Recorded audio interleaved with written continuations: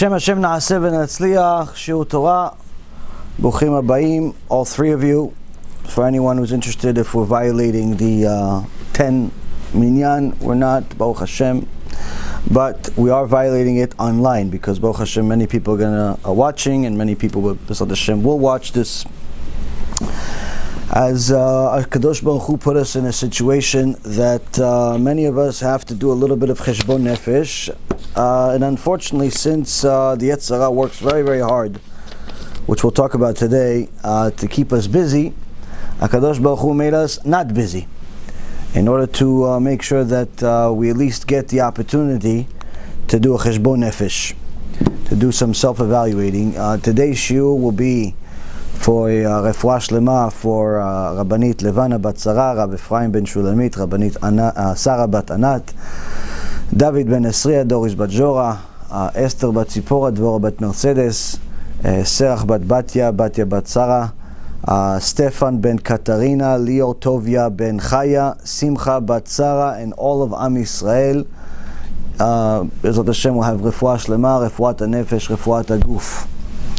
So a little bit of update of certain things, and then we're going to continue in our sidra, in our series, our new series about Jewish HaShkafa. What kind of mentality are you obligated to have as a Jew?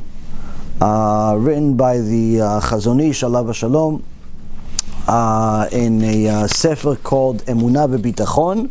But even though it's called Emunah and Bitachon, he talks about many other aspects of the Jewish HaShkafa, which he talks about not just these two topics, but also Musar ve'alacha, what kind of Musar a person needs to learn, how much alacha he needs to learn, what kind of midot he has to have, and how can he apply Torah. So B'ezrat Hashem, over time we'll get to all of these, but we're still in the second paragraph of the book, so we're still a long way to go from home before we actually understand what the Jewish HaShkafa, the Jewish ideology, is supposed to be. But the situation today calls for this more than ever, with this coronavirus that's spreading fast around the world, and now it's at a point where the numbers are growing exponentially in the United States, especially in several other countries, in Spain, Italy, when you look at the grand scheme of things, as we talked about last week, it doesn't really make that much sense that the world is reacting the way it's reacting towards this virus, where you're talking about a few 100,000 people have the virus, cases have the virus. Just give it to me in my hand. Thank you. Let's get me to it. A few 100,000 people have the virus. At this point, somewhere, I think in the neighborhood of about 13,000 or so, last count was yesterday that I looked, have unfortunately died, and you have the numbers growing exponentially. And you ask yourself, okay, so out of a few 100,000 people that got the virus, 13,000 died. You compare it to the Spanish flu from 100 years ago, where 40, 50 million people died. Talking about almost 20% of the world's population or something. Almost 25% of the entire population had the virus, and about 50 million or so died. Point being, lots of people died. You compare it to other viruses, what's the big deal? What is everybody going crazy on? So, numerous times people have said, listen, the reaction is because they want to flatten the curve. But very few really understand what that actually means. What does it mean, flatten the curve? What curve? What is this, like a wind? What is this, a radio wave you're trying to flatten? What does it mean? So I'll explain to you in a brief, you could watch things on this, but you don't really need to after this explanation. Briefly, what does it mean to flatten the curve? To flatten the curve means that Statistically speaking, everybody knows that's in the know of this particular situation that this virus will infect many, many people, unfortunately.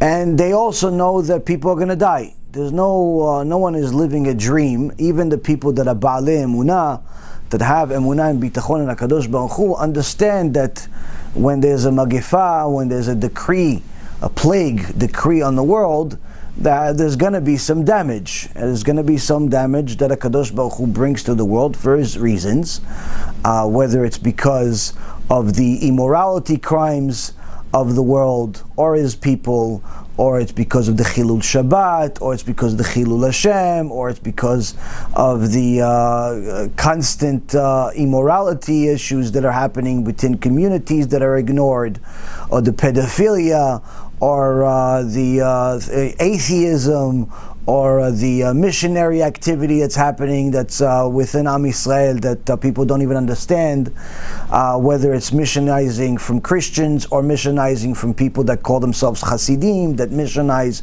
for their rabbi, saying that he's the savior, no different than the Christians, or it's people missionizing to false ideologies that are simply against the Torah, that there's no such thing as Gehenom, that everybody's going to be saved. Another video came out from this Rasha Melusha Friedman that made everybody feel all hunky-dory in their hearts about, oh yeah, look, he's so nice, he made us nice video like you. He made with the movie in the background, it's such a good message. Yeah, it is such a good message, until he says, no, this is not a punishment, this is not bad, this plague is not bad, it's not a punishment, everything's going to be okay, the world's going to be better because, what do you mean it's not bad? People are dying. People are dying. What's not bad about people are dying? What if you died? Would it be bad? Well, technically, and for the world, maybe no. But for you, it would be bad, and I'm sure your family and the people that care about you would think it's bad. So to say this is not bad is stupid.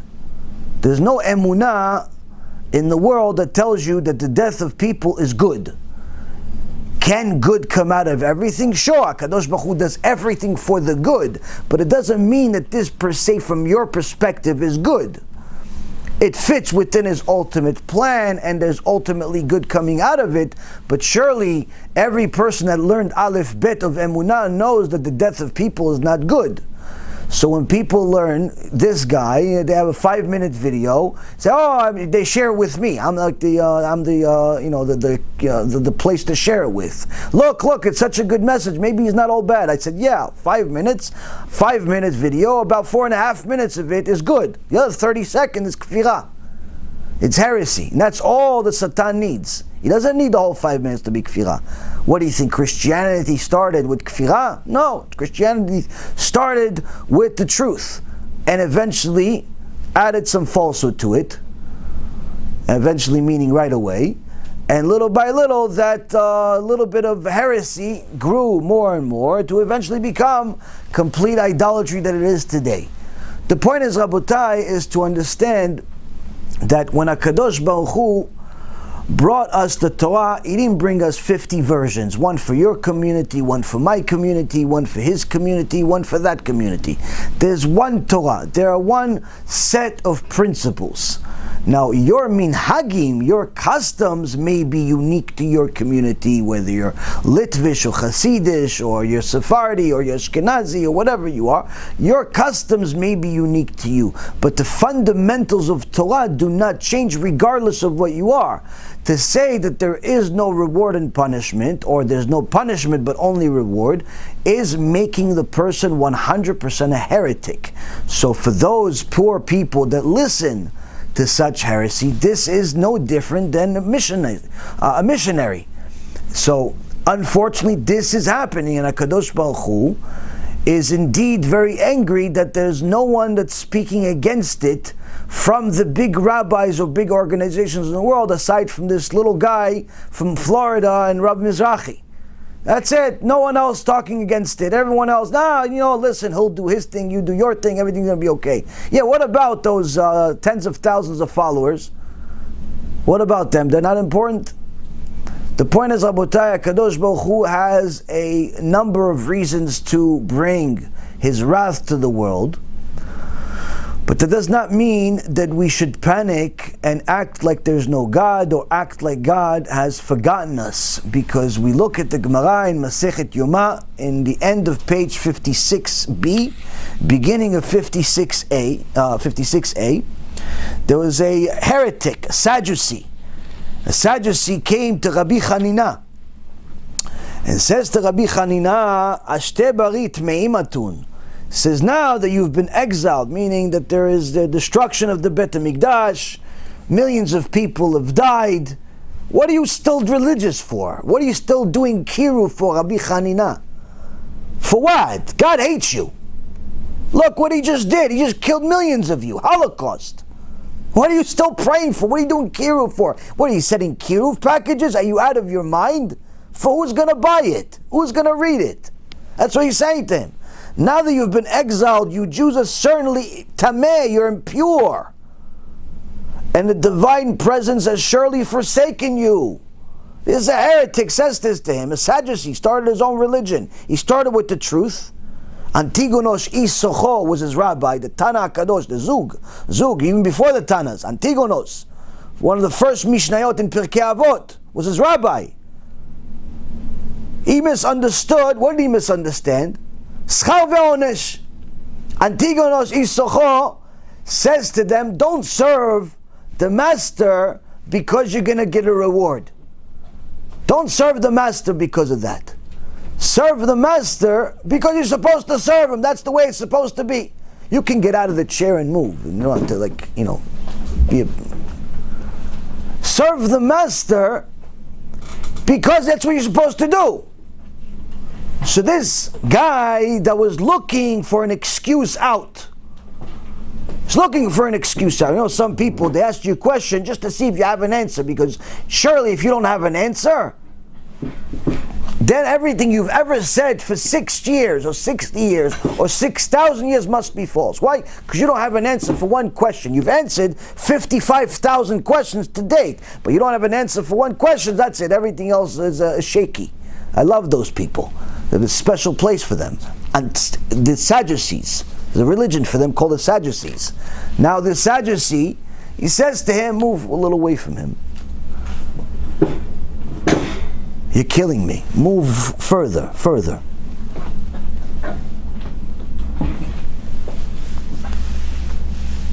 So, this Sadducee heard his rabbi say, don't serve the master for reward. So what did he say? Oh, don't serve him for reward? Oh, so there's probably no reward. That's it. I'm starting my own religion. That's it. The oral Torah is no good. Everything is in the garbage. Yeah, but what about, how are you going to know how to put on tefillin? No, we know that already. Where, how do you know? We know. Or how do you know Brit Milah, which part of the body? No, we know. How do you know? We know. How do you know how to read the written Torah with the Nikud? No, we know. How do you know? We just know. But it's all part of the oral Torah. Don't let the facts get in the way of my conclusion in my head, in a lie. The lie that I have in my head, don't let the facts get in the way. It all started with Schar ve'onesh, the Sadducees, the Badducees. 2 different religions. Started with Judaism. They're rabbis, greatest rabbis in history. So one of these Reshaim, that's looking for an excuse, tells Rabbi Hanina, Hashem just destroyed the Bet HaMikdash. What are you doing kiru for? Hashem thinks you're tmeim, you're impure. He brought a magifa, he brought a corona. He brought the Holocaust. Surely he doesn't like you guys. And what does he say? I even have a verse for you. I have a source. For you, he tells him. Right, he's not telling him, listen, he doesn't like you, that's it. He gives him a source. That's the way of the heretics. The really good ones, they're going to give you a source. It's never a real source, though, just so you know. It's a source in a Torah, it just doesn't mean what they say. But he says to him, Dichtiv, Tum'ata b'shulea. For it is written, it's written in Lamentations, the book of Echa, chapter 1, verse 9, our impurity is visible on our hems. This is like, for example, he's comparing the Jewish nation to a nida, who has our menstrual period, and it's visible on the hems of our garment. You know, in those days, clothing was different than today, and apparently this woman, didn't have control, and there was a sign of her tumah, of her menstrual blood, on our garments. He says, just as her impurity is evident to all, so too are Israel's sinful ways known to everybody. So the Sadducee took this analogy as a proof that God has forsaken Israel. Because just like the law is that when a woman is nidah, her husband must be separate from her during the time of her impurity, the Sadducee was claiming that this Jewish exile, now that there's destruction in the world, there's corona, there's Holocaust, there's anti-Semitism, this is the same thing as a nidah. Hashem says, I don't want your prayers, close your Bet Knesset, close your Bet Midrash, no more Shurei Torah, I don't want to hear you. I don't want to talk to you, I don't want to hear you. That's what the Sadducee is saying.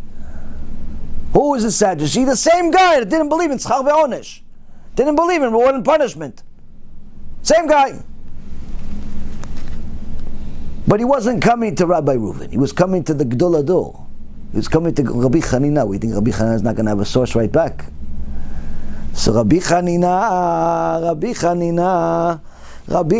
says to him, Amar le Rabbi Chanina, Tachaze maktiv. He says to him, Rabbi Chanina says to him, come, you little kofir, come, see what is written regarding the special people, see what is written regarding the Jewish people. Ashochen itam betoch tum'atam. It also says in the 5 books of Moses, higher than Lamentations, the 5 books of Moses in chapter 16, verse 16, in the book of Leviticus, it says to him, the tent of meeting that dwells with them in the midst of their impurities. What is the tent of meeting? This is referring an analogy for HaKadosh Baruch Hu, where afilu bezman she'en tmein shchina shruya beneim. This teaches that even in the time that they are impure, even in the time where they are sinning, even in the time where they are mechaleh Shabbat, and they are not doing the right thing, the Shekhinah is still with them, and it will never leave. The Shekhinah will always be with Am Yisrael, no matter what happens in the world. Why? We are His firstborn. Will He punish us? Sure. Will He reward us? Sure, if we deserve it. But does He ever leave Am Yisrael? Never. Never for a second think for a second that HaKadosh Baruch Hu is not watching and cares about every single thing. And that's what Rabbi Chanina was saying to him. Yes, there is a time. There is a time that the Jews are in exile and the divine presence looks like it's not there. Why? Because there is a deen that the nidah is supposed to be away from her husband. But HaKadosh Baruch Hu told us in the book of Leviticus, He told us in the Chumash, He told us already in Mount Sinai, even in your impurity, I'm still going to be with you. Even when you're going against me, I'm still going to be right next to you. Why? Waiting for you to come back. Because I love you. Waiting for you to come back. How long I have to wait? I'll wait. I'll wait, and I'll wait. For some people, less wait. For some people, more wait. But nonetheless, Rabotai Yekarim, Rabbi Chanina was explaining to this Rasha Merusha, for although the husband of a nidah is forbidden to be intimate with his wife, he's permitted to seclude himself with her though. Meaning, it's not like a strange woman where there's a issue where you're not allowed to be secluded with a strange woman in a room. For example, if, let's say, for example, this year wasn't here, and there was just one of you guys, and there showed up a woman, you have to leave, or she has to leave. Why? There's an issue. There's an issue of a man and a woman that's not his wife being in a room alone. Now, if it's an office that people come in and out, no problem. If there's people that can come in and out, no problem. But if it's a secluded area, then you could not be there. The point being, Rabotai Karim, is that a man, even though his wife is nidah and he's not allowed to touch her, he's still allowed to be with her in a closed room. Meaning, they could still sleep in the same room, just two different beds. They could still be in the house alone, but not touch each other. Why? She's still his wife, Rabbi Chanan says. Likewise, regarding HaKadosh Baruch Hu with his firstborn children with the Jewish people. Although the years of exile do represent a distancing, God has not forsaken his people. Rather, his divine presence remains with us throughout this entire exile, throughout Corona, throughout everything. Now, it's important to know that HaKadosh Baruch Hu is with us at all times. But that doesn't mean that we can do whatever we want. The opposite. If you knew that the boss is watching you, and you're just playing Tetris on your phone, surely you're not going to do it if he's watching you. If you knew that the boss is watching you and calculating every minute that you're supposed to be working, and he asks you, please report to me, let me know what you did today. Now, if you don't think he's watching, you're going to do, oh yeah, I worked 8 hours today, even though you really played text messaging with your friends all day. But if you know, if he's standing like this, no, what'd you do? No, you're going to continue playing text messages? Absolutely not.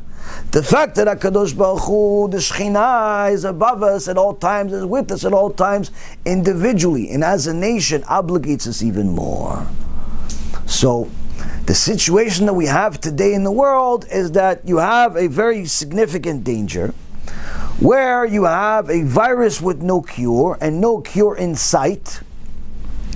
There are some things that they say that are already available in the market that are good for other diseases, other viruses that could be effective in this particular case, which would simply be a miracle no less than the Moshe Rabbeinu splitting the sea. That there's already a cure before the ailment, as usual. That's Hashem's way. But the point being, Rabotai, we should not be looking forward for any cures. We should be looking for what is the diagnosis. Why is this happening in the first place? What are we doing so wrong that HaKadosh Baruch Hu is throwing us out of shul? What are we doing so wrong that HaKadosh Baruch Hu is throwing us out of the Bet Midrash? What are we doing so wrong that HaKadosh Baruch Hu wants us to be secluded from each other? What are we doing so wrong that HaKadosh Baruch Hu wants us alone with not much to do? What are we doing so wrong that Hashem wants to damage our pockets? What are we doing so wrong? Well, let's think. The Gemara says that you're supposed to evaluate every single thing that's happening in your own life, as well as what's happening in the world, and come up with a solution. Not that this is the only reason of why Hashem is doing X, Y, Z, but this is a possibility.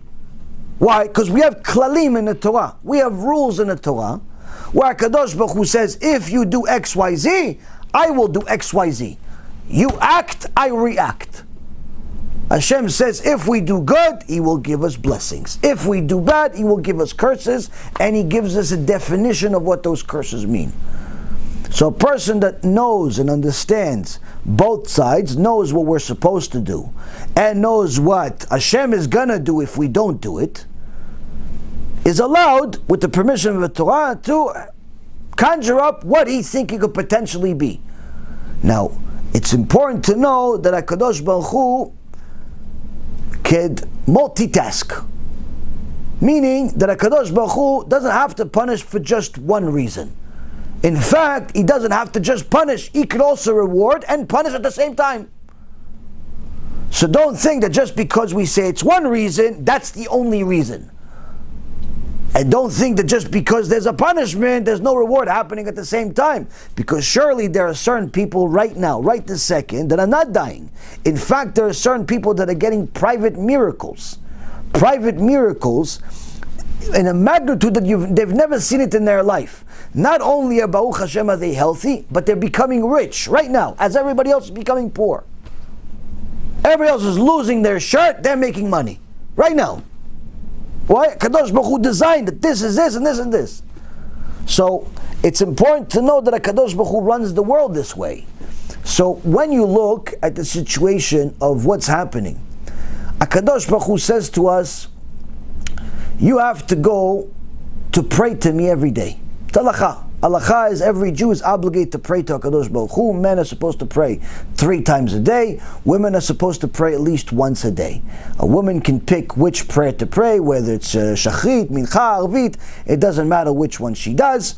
But the point is she has to pray at least one Shema Yisrael and one Amidah per day. Men are obligated to do 3 times a day. Now there's a special ma'ala, there's a special significance if we pray with a minyan, with 10 kosher Jews. So 10 Jews that keep Shabbat, 10 Jews that serve Hashem and not some idol. Now, the key is to understand that this tefillah, this prayer, is a likeness of a korban, bringing a sacrifice to Hashem. Now, this is what we have now for the last 2,000 years since the destruction of the Bet HaMikdash. But don't be mistaken thinking that we only started praying 2,000 years ago. We actually also prayed at the time of the Bet HaMikdash, and the Gemara in Masechet Yoma says that even at the time of the Bet HaMikdash, Hashem liked the prayer more than He liked the sacrifices. So it's not that the prayer became more significant after the destruction of the Bet HaMikdash, and it wasn't significant before. It was always significant since the time of Avraham, Yitzchak, and Yaakov. Now, but when we go to a Bet Knesset, Hashem calls this a mini Bet HaMikdash. Now, if we all merit to see the Mashiach, Mashiach is going to bring the 3rd and final Bet HaMikdash. Now, 3rd and final Bet HaMikdash, all of Am Yisrael goes into the Bet HaMikdash. Shekhinah comes down. Mashiach is there. It's not who anybody thought it was. It's Kedusha in every corner. There's open miracles like it's regular nature. And all of a sudden, one of the guys asks another guy, so what do you think of the stock market now? Invest or not invest in oil? Exxon's a good price right now. I think it's about $30 a share. It's a 52-week low. What do you think? Microsoft looks good right now. What do you think? Bitcoin, dropped 50%. What do you think? What do you think of that, guys? What do you think? I know there's only a few of you, but what do you think of that guy? What do you think? What do you think? The Shekhinah at that point, the Shekhinah, you think will tolerate such a thing? So how come we think it's tolerable when we do it in the Bet HaMikdash that we have now? People go to Bet Knesset and they talk as if HaKadosh Baruch Hu's not there. There's not a Bet Knesset that I've attended in my life that people can shut up during prayer. So HaKadosh Baruch Hu says, okay, since you're not going to treat my Bet Knesset like a Bet HaMikdash, go home. Okay. Bet Midrash. Many times the Chilonim that hate religion complain against the religious people. 99% of their complaints are man-made stupid nonsense that are stereotypes they make about the religious people. That they don't pay taxes, that they feed off of the government, that this and that, all types of nonsense. This is all shtuyot. Religious people contribute to society much more than anybody else, including the secular people. But the point being is, Rabotai, is that sometimes the secular people accidentally have an argument that's valid, which is when people that say that they're avrechim, say that they're going to learn in a yeshiva, say that they go to learn in a kollel, but in reality all they're doing is socializing with each other, smoking 950 cigarettes outside, and they're not really learning. They're just hanging out. Here you see that the Bet Midrash is not what it's supposed to be. Guys say, no, I have my daf yomi. I have my daf yomi, Rabbi. I can't come to the shiur. Oh yeah, what daf are you learning? I don't remember. But you said it's daf yomi, so yesterday was one daf below. What daf yomi was it yesterday? I don't remember. Wait, you studied it yesterday. This is only 12 hours later. You don't remember what you studied yesterday? No, I don't remember. How come you don't remember? What masechet are you on? And daf yomi. Ayoma, bracho, wait, is it Niziki? Oh, I don't remember. Where are you going to? A bar? Or are you going to a daf yomi? The problem is, Rabotai, many times people go to a shiur and they don't know what they've learned. Why? It's not a shiur. The rabbi surely means for it to be a shiur. He's taking time out of his life to teach a bunch of people Torah, but they don't treat it as such. They treat it as a social gathering. So HaKadosh Baruch Hu says, I don't need people like this learning Daf Yomi, pretend like they finished the Shas after 7.5 years. They don't even know Masechet Brachot and Masechet Bechorot. One is about blessings, one is about korbanot. They don't even know the difference. They don't have nothing. Stayed empty. 7.5 years later, but they showed up to the MSG, to Madison Square Garden, finishing the Sas party. So HaKadosh Baruch Hu says, if you're going to be that kind of learner, I don't need you to Bet Midrash. Close the Bet Midrash also. And then you have a situation where people don't know how to get along. Why? As soon as they get together, a team of 2, 3, 4 people, conversation starts about whoever's not there. Talking about whoever's not there. You see Steve lately? Yeah, he didn't look so good. Oh, yeah, I think something happened with it. Lashon hara rechilut, Lashon hara rechilut. Oh, Lashon hara rechilut. Hashem says, you know what? It's better you guys are not together anymore. Stay alone in the house by yourself. Why? Anytime you get together with your friends, Lashon hara rechilut. But you're not together. At least you'll sin less. Hashem's doing you a favor. What about the pocket? Hashem, okay, fine. You don't want me to talk to anybody? Fine. You want me to go to Bet Midrash? Fine. I'll study at home. You want me to pray with everybody? Fine. I'll pray at home. And anyway, I pray better at home. Okay, what about the money? HaKadosh Baruch Hu says, I gave you money. And what did you use it for? Did you give Maaser for Torah? No, I gave it for I bought myself an Aliyah on Yom Kippur. You bought yourself an Aliyah for Yom Kippur for Maaser? Did you buy it because it's the Maaser, or did you buy it because everyone's to say, Kol HaKavod that he bought $10,000 Aliyah? You bought it for your Kavod, it was like advertising. Did you give Maaser? Did you actually do the calculation? When those rabbis came to you from Eretz Yisrael asking for some tzedakah, for some cause, from the rabbi that you watch his shiur once a week says you should donate for Kiruv, and you donated $18. You could have donated $18,000 with the money that I gave you, HaKadosh Baruch Hu says. But you donated $18 instead, make yourself feel good. Did you really give Maaser? What about those poor people that don't have food to eat right now for Pesach? Did you donate for that? Not so much, huh? So you know what? You don't need all this money. You don't need all this money. I gave you 100,000. You didn't give 10,000. What'd you give? You gave 2,000. So you know what? I'll give you 20,000. So at least the 2,000 is Maaser. HaKadosh Baruch Hu is helping us do mitzvot. Now we don't feel like He's helping us. We feel like He's hurting us. Stock market losing, real estate losing, businesses losing, sanity we're losing, friendships we're losing, everything we're losing. But in reality, if we use this magifa as an opportunity to recognize HaKadosh Baruch Hu and His actions in the world, we will see that it's all a blessing. It's all a blessing for us individually, so long as we recognize. It's not a blessing for the people that are dying. Their time's up, unfortunately. It's not a blessing for their loved ones. They're losing somebody that's important. So HaKadosh Baruch Hu is doing whatever He's doing to each and every one of us. The point being, Rabotai Karim, is to understand a Jewish mentality cannot limit HaKadosh Baruch Hu.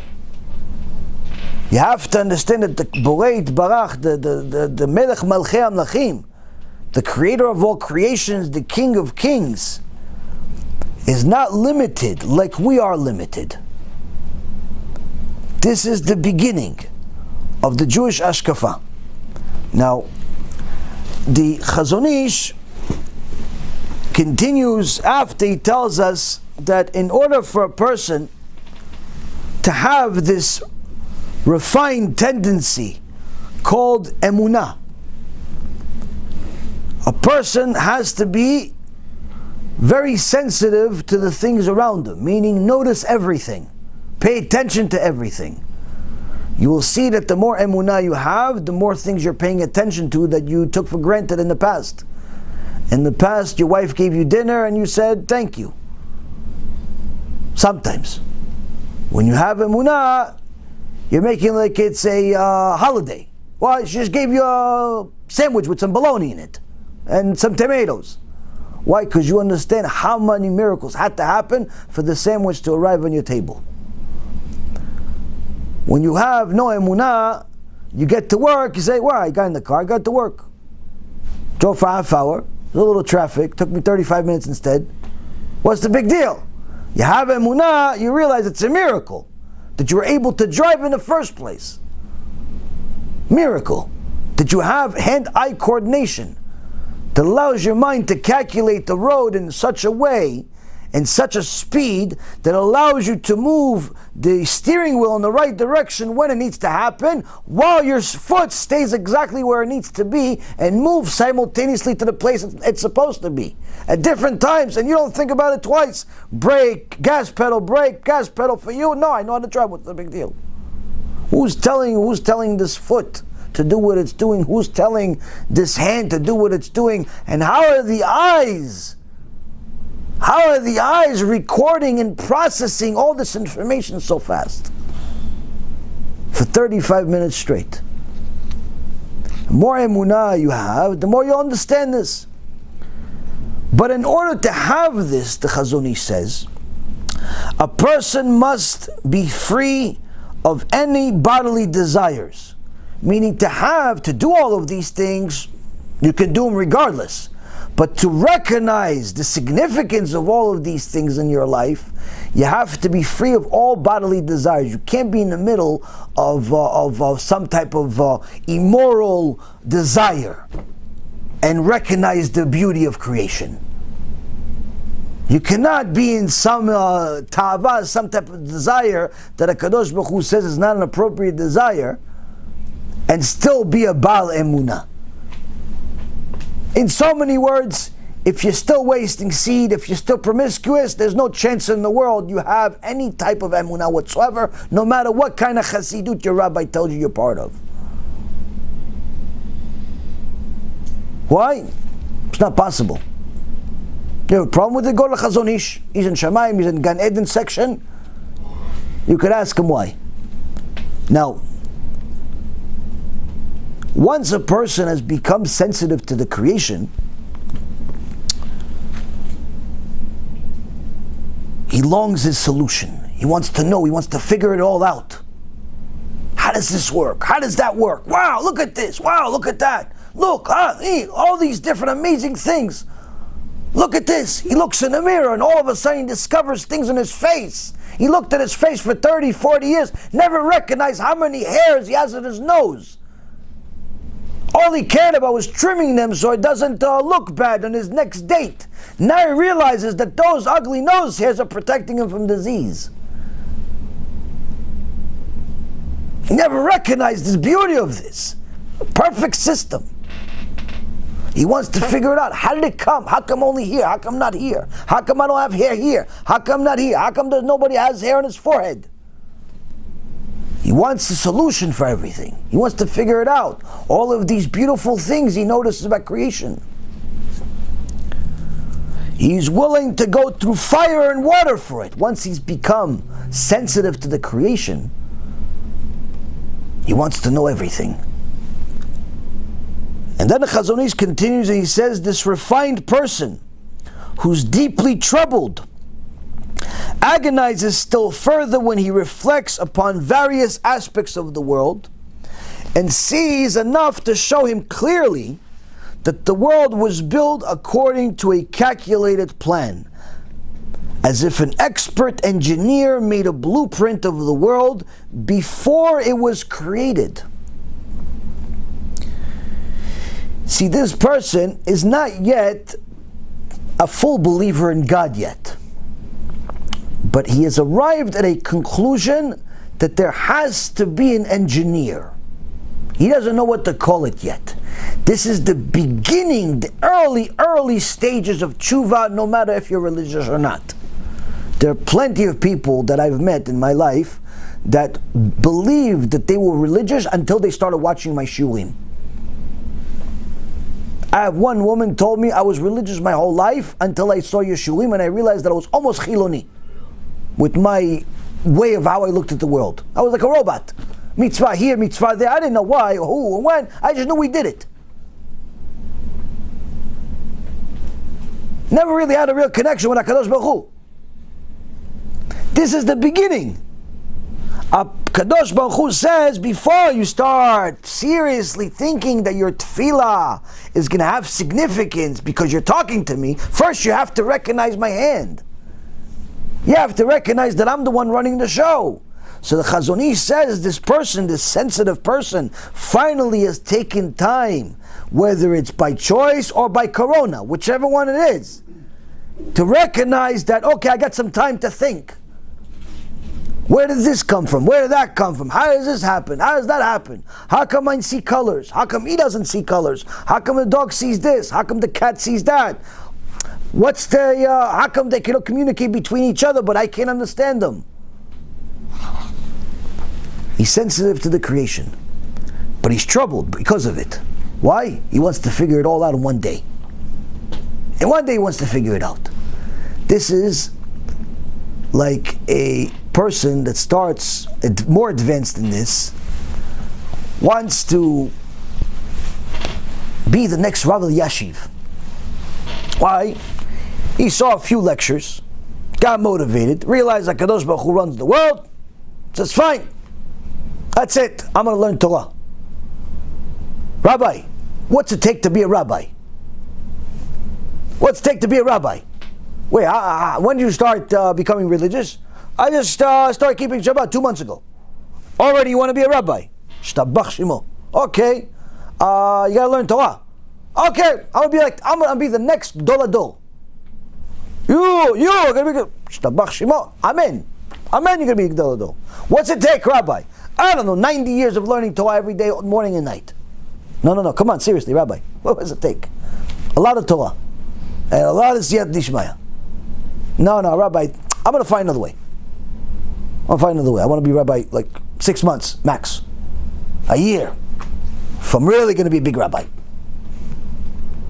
Big Rabbi, a year. So one guy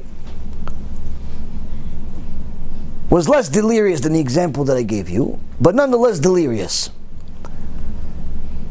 He heard many stories about Rabbi Yashiv. Rabbi Yashiv, alav shalom. The stories you hear about him, stories you read about him, it's not human. Not human. The things that he did and how he analyzed the world, how he viewed the world, how every second of his was calculated for. Hard to explain. But one thing that people could understand is that one guy that left the yeshiva and went to the business world in America. Before, he used to learn in the same place as Rabbi Yashiv. He said, Rabbi Yashiv every day, I remember him, every day, he had a shtender, he would sit in the same place in the Bet Midrash, learning, like all of us. After we learned all these years, the guy was maybe 20, 25 years old, he said, okay, I learned enough, I'm going to go to America, do some business. He says 65 years passed. He did his business, he had a family, he built a company, he built this, he built that. He decided, I'm going to go to Israel and visit my old Bet Midrash, for memories. He says, I went inside the Bet Midrash, Rabbi Yashiv was still sitting in the same shtender, same position, learning Torah like I left 65 years ago. And I started crying. The guy started crying. Why? He actually got to something. What did I do? I have houses, buildings. It looks like he's not doing anything, but in reality the world exists because of him. At the shtender, learning. You could do that, you could be Gedol Adol. Maybe. A lot of people learn for 60 years. They don't become Gadol Adol. You could be a good Jew though. That's where it's supposed to start. The giants among us of past generations did not aim to become the Gdolei Adol. They aimed to become servants of Hashem. And Hashem rewarded them to become Gdolei Adol. But sometimes people don't get it. They want all of it on one foot. So one young kid was in a yeshiva learning, and he decided that's it. He heard a story about Rabbi Yashiv. Rabbi Yashiv was a Talmid Chacham, and he had answers to everything, and he knew everything by heart, and this and that. He says, I'm going to become Rabbi Yashiv. That's it. So what are you going to do? Oh, Rabbi Yashiv sleeps 3 hours? I'm going to sleep 3 hours. Rabbi Yashiv learns Gemara? I'm going to learn Gemara. Rabbi Yashiv barely eats? I'm going to barely eat. And that's what he started to do. And they noticed that when the kids were taking a break in the yeshiva to go break up the learning sessions, to just hang out a little bit. When you're still young and you haven't developed your mind yet, you need a little bit of shtuyot. As long as it's under control. You cannot learn 20 hours straight when you're still a young kid building your mind, unless you're a very unique person. But generally speaking, young kids cannot learn like the older Talmidei Chachamim, because they still need a little bit of this world to live. But no, he didn't want to listen. He wanted to learn during all times. Everybody's going outside to play with the ball for the hour break that they have. No, he's not playing with the ball. He's learning more Gemara. Okay. Rabbi noticed it, didn't say nothing. So 1 day, 2 days, 3 days, Rabbi comes to the Bet Midrash early. He's an old timer. He knows what to do. He knows what the rules are. But none of the kids come. The kids come later on. No, this kid was coming in early. 5 o'clock in the morning, 4:30 in the morning, he's in there already. Now you would think, wow, what a great kid, this kid. Alvay Aleinu to have such a kid. All of a sudden he's coming at 4:30 in the morning. Everybody leaves. Late at night, 10, 11 o'clock at night, everybody finishes learning. No, he's staying. Why don't you go home? No, I need to learn. Learn, okay. Learn. 14, 15, 16 years old, you're learning still? Okay. Till what time? Till 1, 2 o'clock in the morning. Where are you going to sleep for 2 hours? Rabbi told him, listen, I think you're taking too much in yourself. Too much in yourself. No, Rabbi, I'm going to be the next Doladol. The Rabbi, with his chokhmah, knew that there's nothing's going to penetrate this kid. He already made up his mind. It doesn't matter what the rabbi. When your rabbi tells you something and you reject what he says, it's almost a waste of time for the rabbi to continue the dialogue. Why? Already you've made violation of rule number 1. You've actually rejected what the rabbi said as if your opinion counts. You have to understand, if he's a rabbi and he's a Talmid Chacham, HaKadosh Baruch Hu makes his right the right one, and the left one. Even if he picked the wrong right and the wrong left. Meaning, even if he tells you to go right, but in reality you're supposed to go left, HaKadosh Baruch Hu will change nature just for him, not for you. Why? To make him right. So the second the rabbi told you something, and he's a Talmid Chacham Kadosh, and you said, no, but rabbi, but, you said but, finished. Rabbi is wasting his time talking to you. Why? You're not respecting him as a rabbi. You're not respecting him as a Talmid Chacham. It's a waste of time. Waste of time. You think you're on the same level as him. No, Rabbi, he's my boy. He's your boy? Okay, he's your boy. He's not your rabbi though. Why? You don't want to listen. You don't want to listen. You don't want to listen to Talmid Chacham. For sure you're making a mistake. So the rabbi saw this, but since he was going to see this kid on a regular basis, he was able to afford to let this kid continue making mistakes until he came to his own senses. He saw the kid wasn't going to listen to him, he let him do it. The kid was sleeping less, eating less, doing less. Little by little, he felt himself reaching higher levels. Because he was learning a lot. Wasn't I wasn't learning? He wasn't playing basketball. He was learning. A few months in a row, everything was going good. But then one day,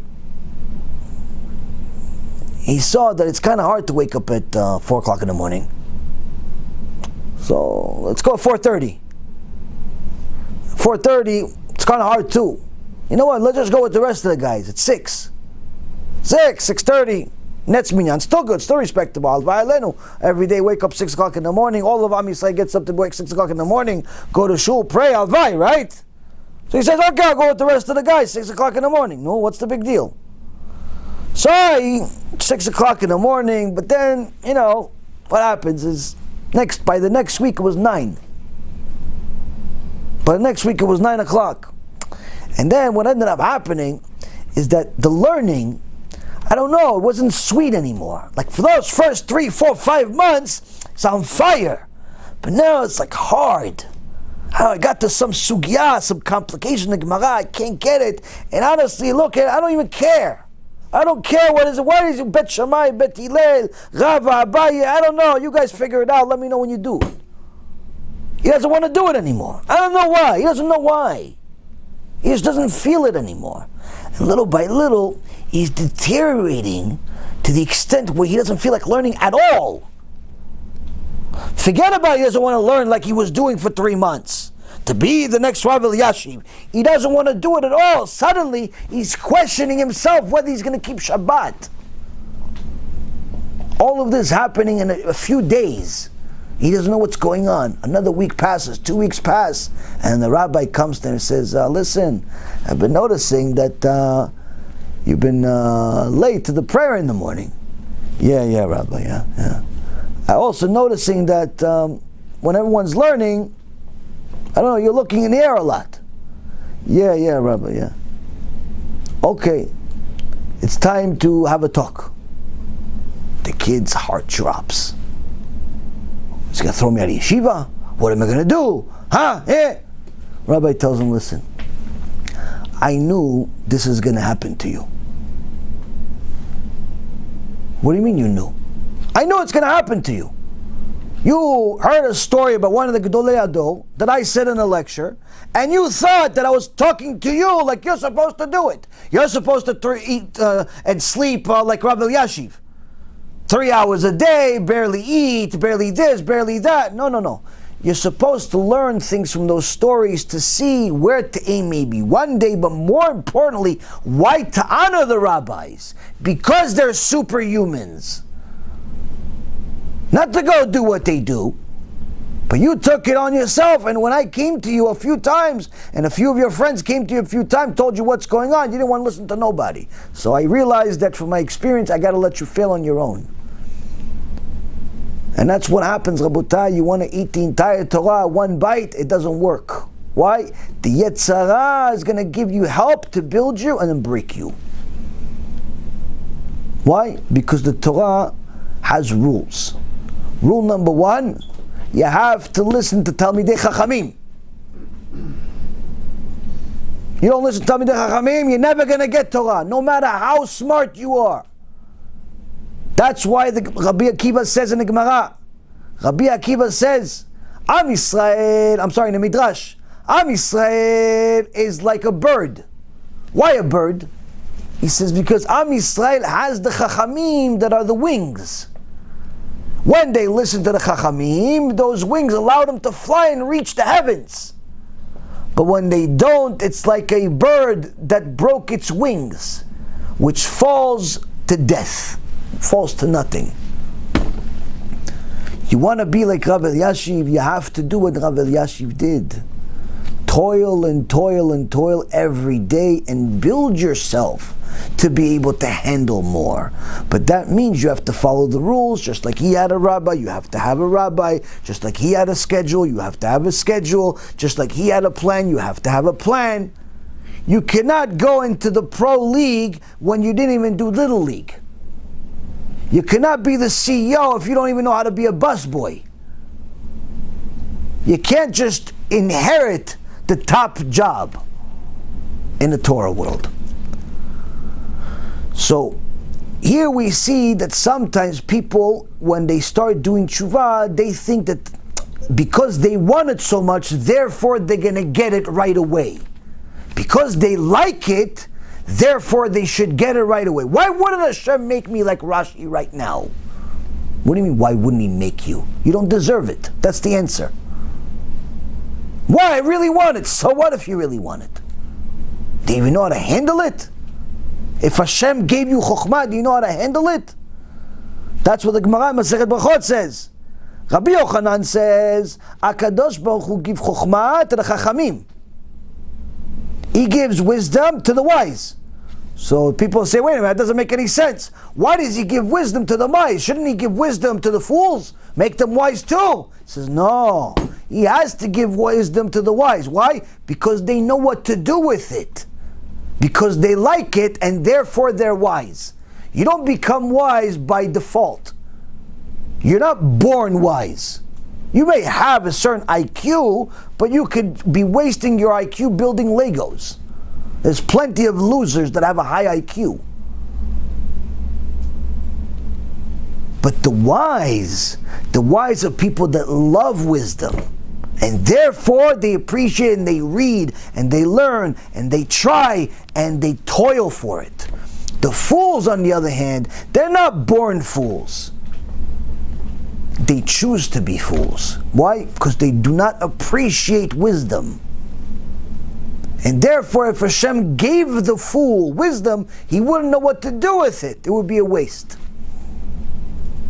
So sometimes a new Baal Tshuva, a new convert, wants to conquer the whole world in 1 week. He wants to be a rabbi.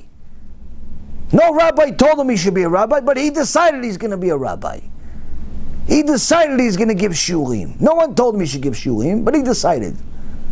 She decided she's going to give shurim. She just started keeping Shabbat a year ago. But she decided she's going to give shurim. Did you ask anybody whether you should or you shouldn't? Yeah, my mom said I should. No, someone that's qualified to give you such an opinion. No, I asked my Rebbitzin. Your Rebbitzin? How long you know your Rebbitzin? I just met her 2 weeks ago. She's not your Rebbitzin. She's a Rebbitzin. Your Rebbitzin knows everything about you, including your menstrual cycle. Why? Because she probably answered a bunch of questions of when you can and when you can't go to the mikveh. That's your Rebbitzin. If she doesn't know anything about you, she's not your Rebbitzin, she's just a Rebbitzin. Same thing with your rabbi. If your rabbi doesn't know your difficulties in life, he's not your rabbi. He's a rabbi that you happen to know. If all he knows is about the good things you do, he's not your rabbi, he's just a rabbi. That you happen to know, maybe even have his WhatsApp. Doesn't make him your rabbi though. Now the point is, Rabotai, is that sometimes people just decide among themselves. They're going to do this and they're going to do that. And that's a mistake. But where does it come from? It comes from a good place. But the road to hell is full of good intentions. And that's why, unfortunately, sometimes you see many people that are not qualified to do the job that they're doing and end up making much more damage than good. But that all comes from passion. Now, before that is the passion that the Chazon Ish is talking about, where he says a person has become sensitive to the creation, not necessarily yet at the creator level yet, but to the creation itself. He wants to know how it all works. He's starting to notice things he's never noticed before. He never cared about this stuff before. He never cared about how traffic works, or how the lights work, and how the sun works, and how the weather. He never cared about this stuff, but he has like a moment of truth where he realizes that the world is bigger than him, but it all makes sense somehow. That no matter what you do, there's a cleaning system. There's a cleaning system to the world. Whether you throw a piece of apple in the street, or you throw a piece of meat, or you throw anything, there's some cleaning system that takes it away, and it's not the government sanitation department. There are these little creatures that use your waste as their food. You throw an apple thinking, it's an apple, what's the big deal? Hashem made it so that it's not a big deal. There's a bunch of little ants and other types of bugs that come take that apple, make it lunch for 2 weeks. Your meat went bad. To you it's bad, but not to the maggots. The maggots love it. It's delicious for them. And so on and so forth. There's a cleaning system to the world. He starts noticing these things. And it's unbelievable. So the Chazon Ish he says, look, it's like an expert engineer made a blueprint of the world before it was created. Meaning this is not something that was figured out after the fact. You built a building and therefore you realize you need cleaning people. No, that's human behavior. He's saying there was already cleaning people and cleaning systems before there was a building. That's amazing. To know how many cleaning people you're going to need to clean this building with so many floors and expected occupancy and so on and so forth is unbelievable. Especially when you magnify it to be the entire world. And he says, this engineer figured out the insurmountable obstacles presented at every step. And the great energy of this engineer enabled him to remove them all. Meaning all of these creations were not created independent of anything else. They all connected. Every creation in the world is connected to another. There is nothing in the world that's independent other than HaKadosh Baruch Hu. Everything is connected. Doesn't matter what it is, you think about it, you see how many things it's connected to. Whether it be the weather, or it be the trees, or it be the garbage, or it be people, or it be cats and dogs, or it be all types of things. If you just simply think about your sandwich. There was one guy that made a video years ago of what it took to make a sandwich. What it took, but he's not talking about what it took. Oh, put some lettuce, put some bologna on there, bread, and okay, that's it. No, it's not a menu. He says how he went and actually all the way to the beginning. First, you have to plant the seeds. Why? To make the bread. How many employees it took to plant the seeds, harvest, then take all the stuff out, then grind it, put some seasoning on it, make the dough, sell the dough, another company, another set of employees that are going to have their own system of having this bread packaged, sliced, and go to the store. Then the store has its own set of employees. And they have marketing companies, market this bread. Oh, Wonder Bread, Miracle Bread, that bread, this bread. For what? Why? To get the customer. And the customer arrives at which store? At that store. But that's only for the bread. What about the meat? Oh, the meat was an animal, and the animal had to be fed a certain way, a certain time, every day, every night, had to give birth, had to this.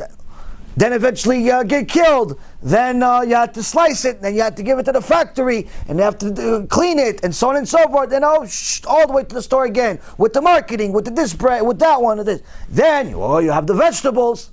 Wait, the vegetables come by themselves? Same thing as the bread. You could go, you put them in the seeds, put them in the ground. There's a couple of guys putting the stuff in with the tractor, without the tractor, breaking their back, not breaking their back, and it goes to the store.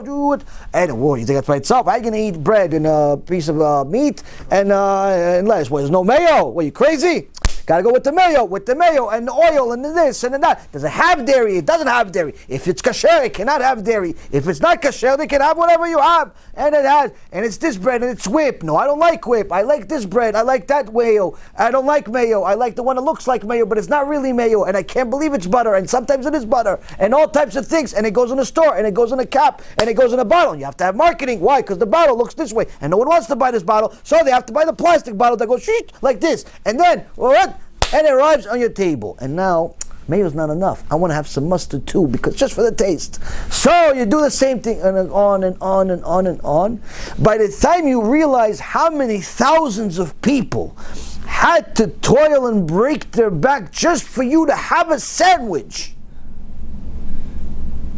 you realize, Ishtabach Shimo La'ad, how many miracles have you made for me, just for me to eat? And I don't even mean breakfast, lunch, and dinner. This is just a sandwich. For most people, they eat 2-3 times a day. Did you say thank you? Did I say Birkat Hamazon? I didn't say Birkat Hamazon. Wait, is this motzi? Should I do motzi on this? Can I be mezonot, Rabbi? Why? Because mezonot is a shorter blessing. HaKadosh Baruch Hu sent 15,000 people to make you the sandwich, and you want to shortchange him on the blessing. Busha v'chirpa, when you really think about it. When you really think about it. And that's why the Gemara says someone wants to be healthy, starts the day with bread. Pat shachrit. Why? It's good for your health. Not only your physical health, but your spiritual health. Start your day with a thank you, HaKadosh Baruch Hu, long blessing. Long blessing. Why? I have to remind myself how much HaKadosh Baruch Hu did for me, just for me to eat in the morning. Bread. In the morning, you eat bread and you do Birkat Hamazon. You make the nitila and you have... Right. No, after you pray. You're not allowed to eat before you pray. You have to pray first, you have to do Netilat Yadayim, then go pray, put on tefillin, and then you're allowed to eat. Before you put on tefillin, you're not allowed to eat. It's halacha. If you don't put on tefillin till 5 o'clock, then you're not allowed to eat till 5 o'clock. This will encourage everybody to eat, to pray early.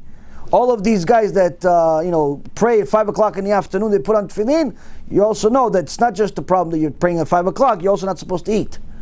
So, point is, Rabotai, is that HaKadosh Baruch Hu makes so many miracles for us. Just for us to eat. Just for us to eat. Ishtabach Shimo. But we look for a short change out of it. No, is this mezonot, Rabbi? Why? Because mezonot doesn't have a real long birkat hamazon. It's so short you forget to do it altogether.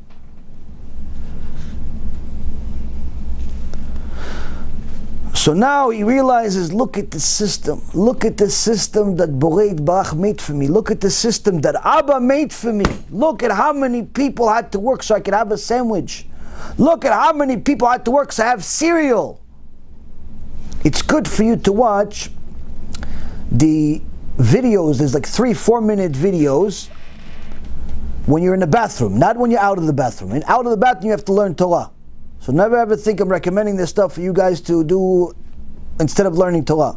But it's good if you're stuck in the bathroom or stuck in a place that you can't learn Torah, you learn these 3-minute videos, how it's made. Why? To see the creation. See the creation. This stuff you can see in the bathroom. Why? See that there's amazing things. Your sandwich, your food, your this, all types of things that you use day to day. Even soap. You imagine how soap is made, or how butter is made, or whatever you eat, whatever you like. You see the amazing things that take place to make this stuff.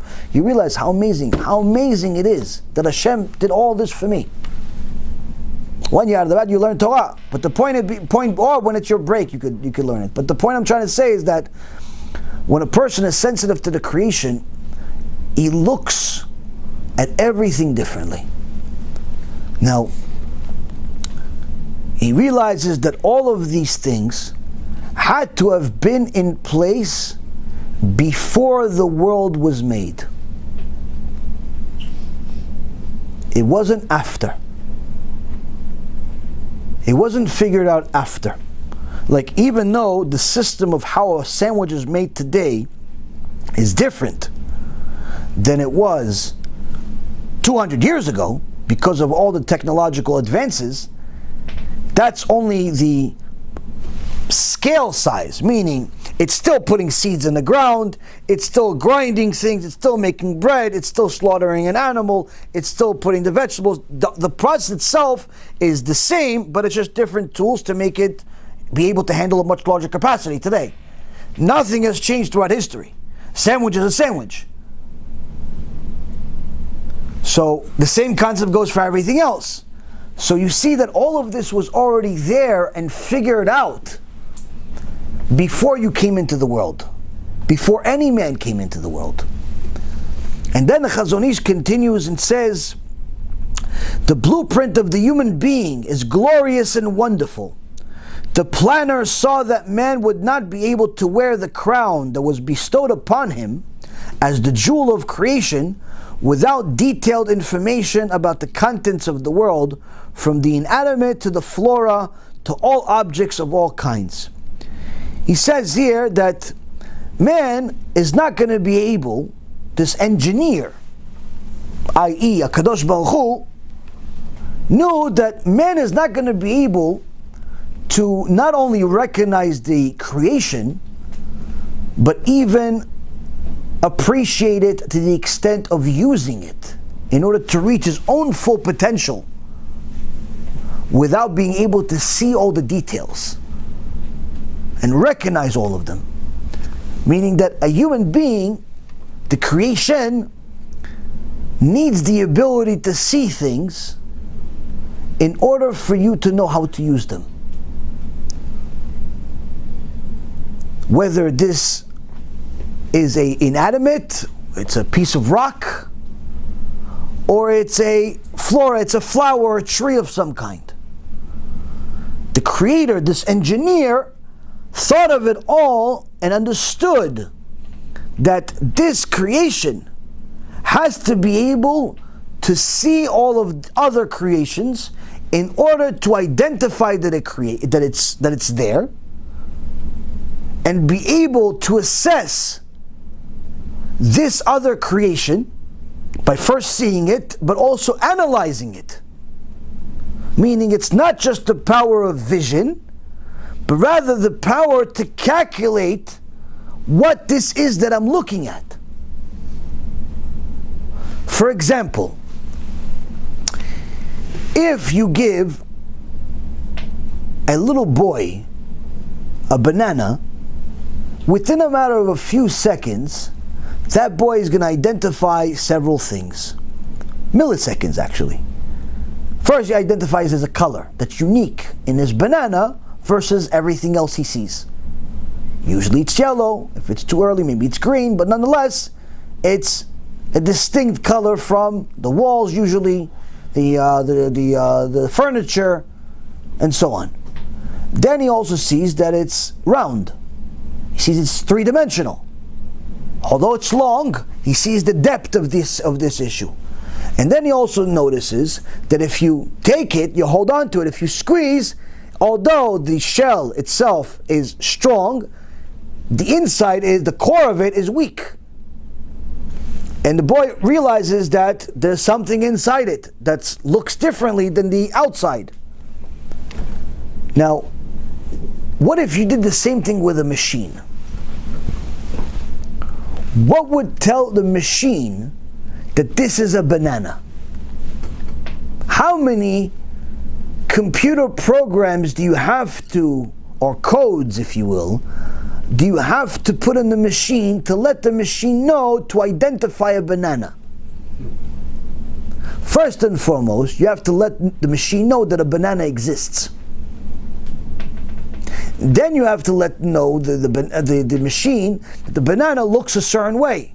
So it has to identify certain features, whether it's the length of it, the shape of it, the fact that it has a peel, the fact that it's soft inside, so if the machine is too rough, it's going to ruin the banana, and so on and so forth. But the reality is, no matter how many codes you put in this machine, it's still not going to know that it's a banana. It's going to know the features and the character traits of the banana, but if you put something that resembles it, it'll mistake it for a banana. Because it's a machine. And it's only programmed to analyze what you've put in it. The human mind, on the other hand, the creation that HaKadosh Baruch Hu created as the human being, is not only better than a machine, but it's able to look at the creation, other creations, analyze them, and store that information permanently, without any effort whatsoever. The first time the boy sees the banana and sees that you peel it one way and then you eat it, you will never have to remind this boy that this is a banana that's food. Whereas the machine, the second something doesn't work, it can mistake this banana for a baseball bat.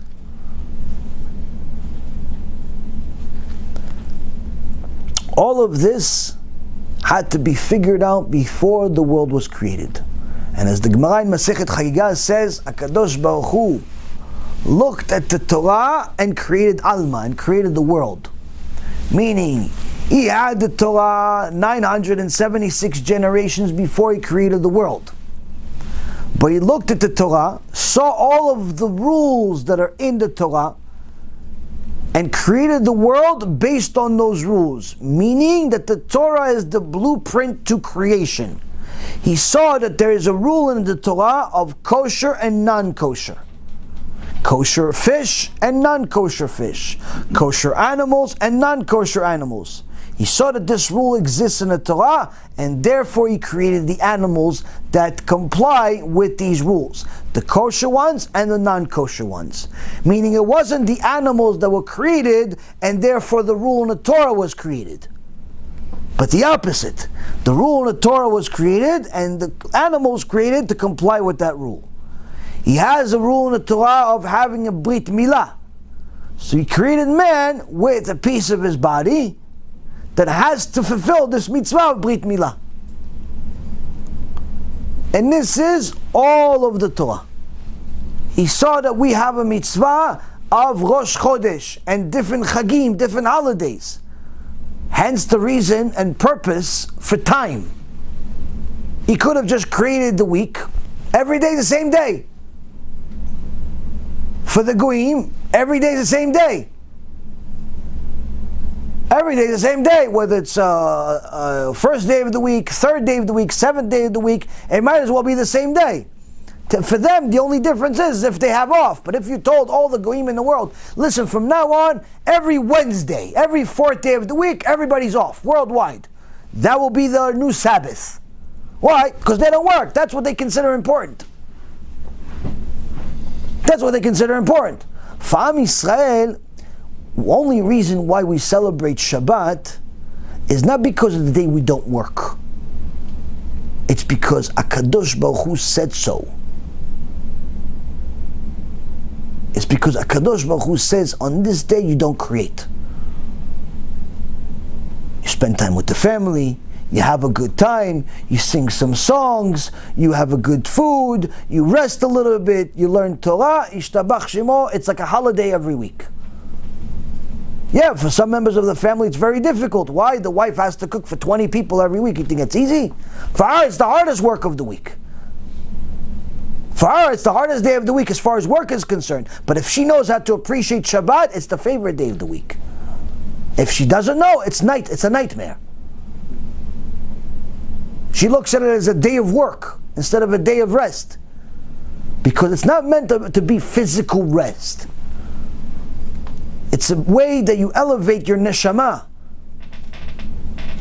So a person that starts recognizing the creation realizes that all of these other things had to have been here beforehand.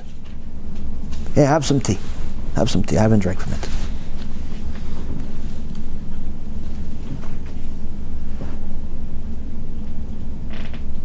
So here we see the Chazon Ish in his gdula, in his giant level that he was, lowers himself to the level of the mindset of a beginner, but not even a beginner that already knows God. Not like a Baal Tshuva comes to Shurim once a week. No, a beginner before the Shurim. And he says that this person, this sensitive person, first has to have the desire to know more about the creation, to stop being a golem, just alive. He wants more. He wants to figure out the purpose of everything. The planner saw that man would not be able to wear the crown, get to his full potential without detailed information about the contents of the world. Without this information, the machine known as man would have no life. So the planner, this engineer, considered this and invented an apparatus in which everything in the world would make an impression by way of light. Each object in its own particular way.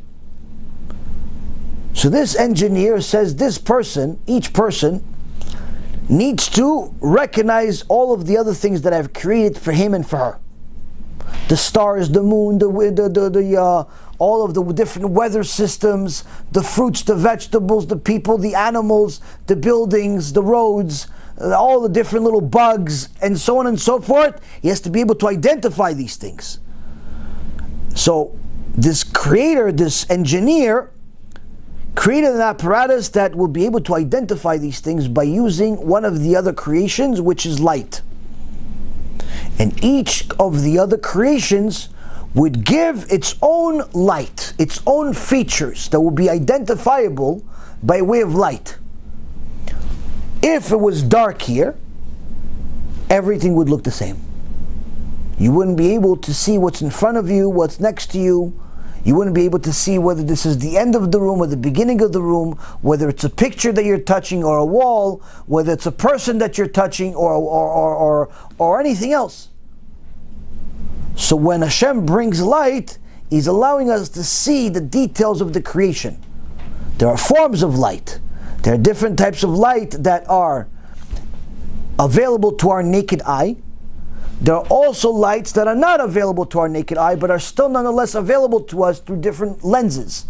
X-ray lens and other types of lenses, and there are some types of light that are simply not available to all people, but just to some people that can see different things. Like there are certain people that can see all types of spirits.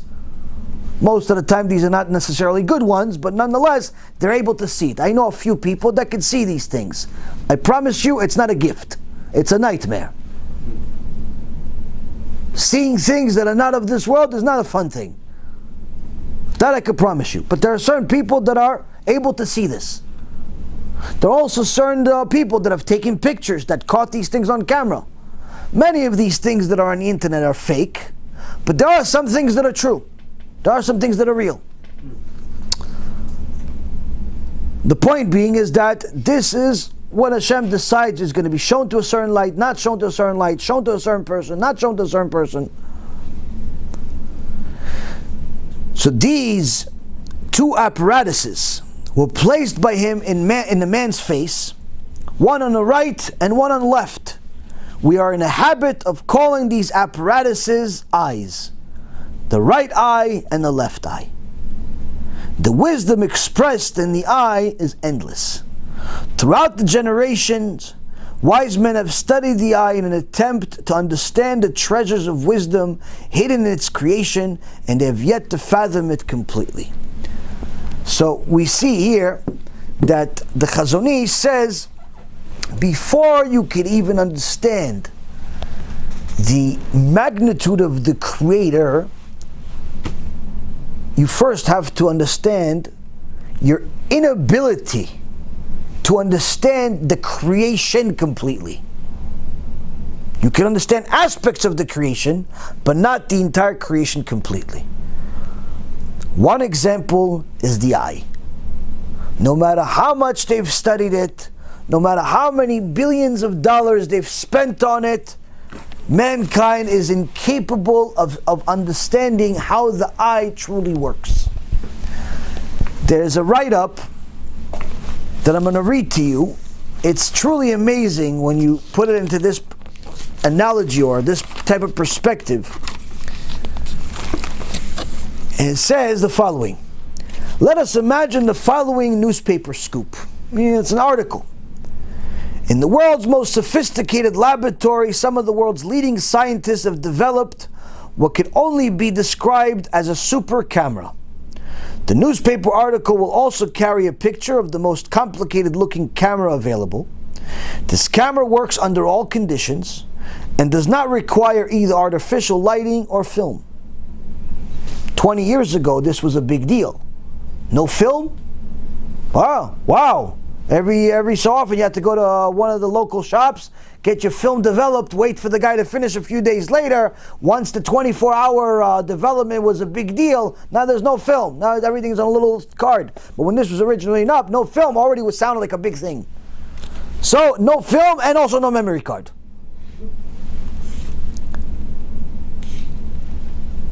So every picture is automatically relayed to a special computer where it's processed in a fraction of a second without any developing.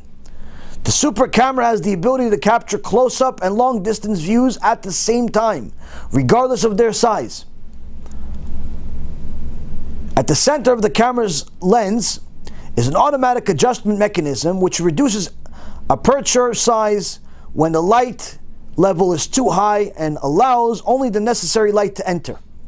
When light level is low, the aperture opens automatically to allow the entry of all available light. The camera lens has an automatic zoom capability operated by a very sophisticated electronic spring mechanism. This still doesn't exist. None of the stuff I'm explaining to you.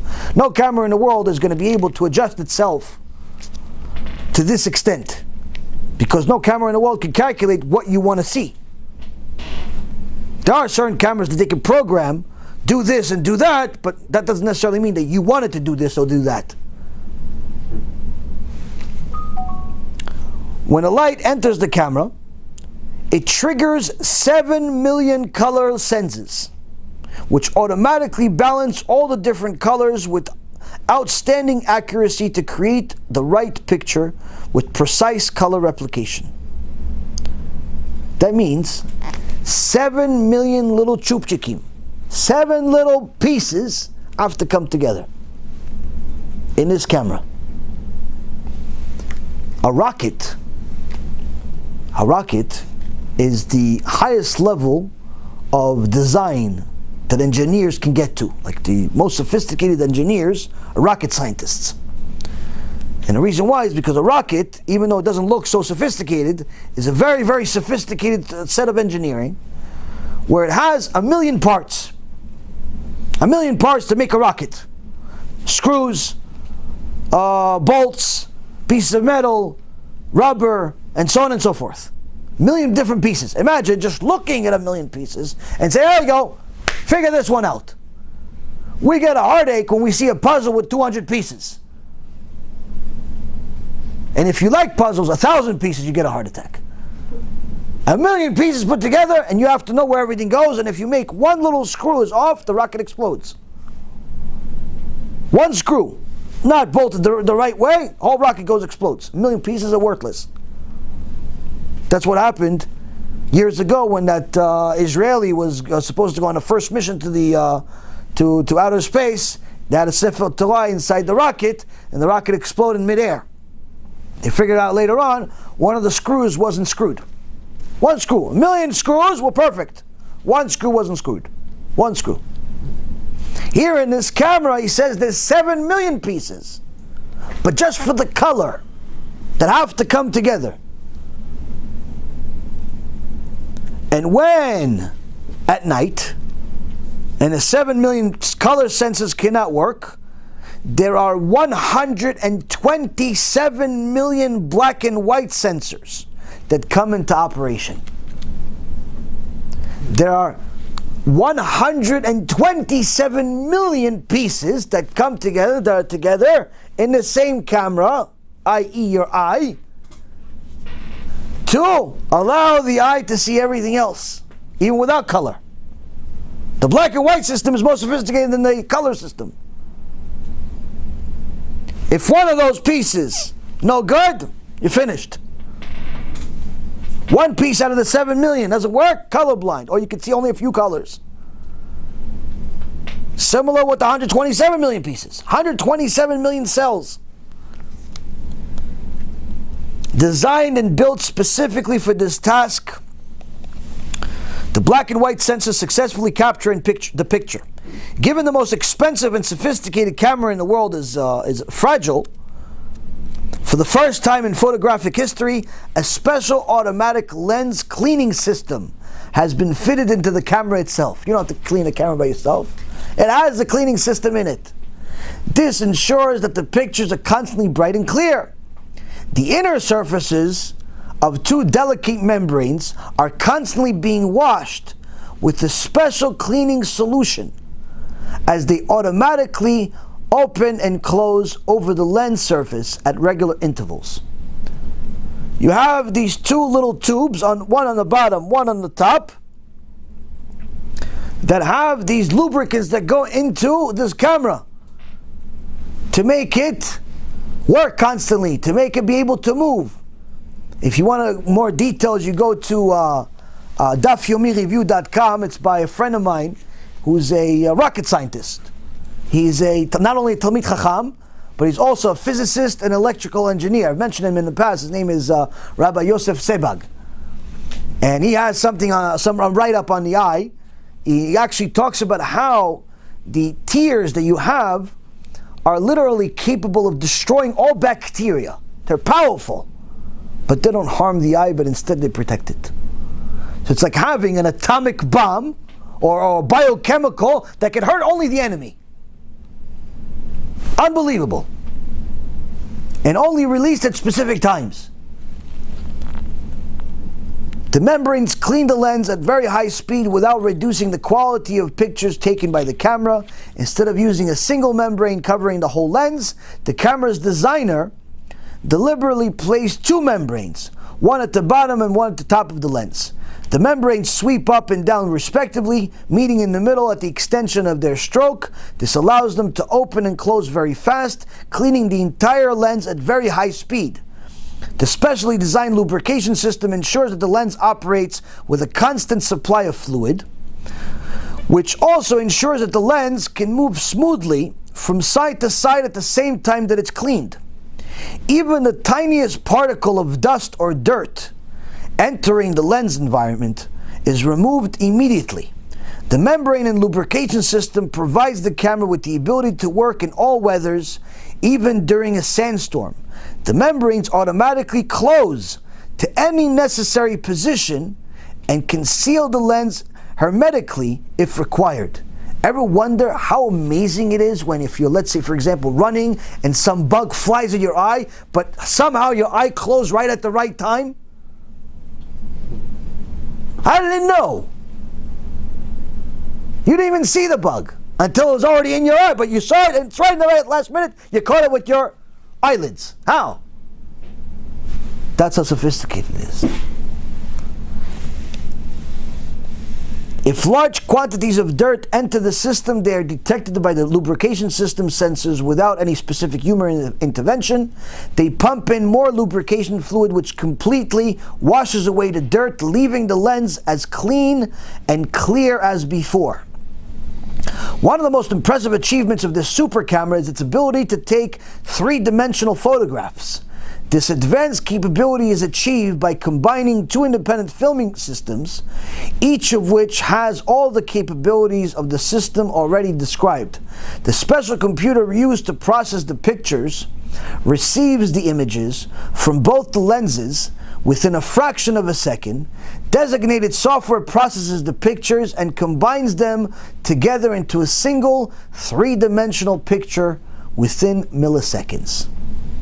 It's important to realize that this super camera is no more than 2.5 centimeters in diameter, and both lenses are permanently located in the most sophisticated creation on earth, and they are called the eyes. So this is in a sefer that we give out as part of our Kiruv package. It's called Science Comes of Age by Rabbi Zamir Cohen. If you want to buy the Kiruv package, or for your friend or for yourself, it's on our website. This book is one of the books that's in it. If you just want the book, then it's better off you just buy it online, on Amazon or some other bookstore, but it's going to be called a different name. It'll be called The Coming Revolution by Rabbi Zamir Cohen. The point being, Rabotai, is that when a person realizes and thinks about what I just read, or hears it several times to understand the magnitude of the creation, but not even the entire creation of the universe. You don't have to go so big and so far. Not even the creation of the whole world. You don't have to go so big and so far. Not even the whole creation of the Jewish people. You don't have to go so big and so far. Not even the whole you. You don't have to go so big. Start with something small. Your eye. You realize the perfection of this eye, and you realize it is impossible that this eye came from a happenstance by itself. Now the atheist among us will say, why not? Why can't the eye, after so many tries of evolution, come together? Well, let's see. My Rav told me, look at this.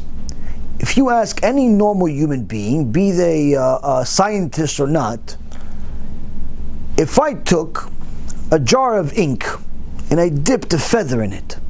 You know, they used to write with a feather. I dipped a feather in it and I dropped a trickle, instead of writing, I dropped a trickle on a piece of paper. What are the chances that that trickle of the ink will go in exact design of the letter Aleph in Hebrew? Or A, whatever letter you want. What are the chances?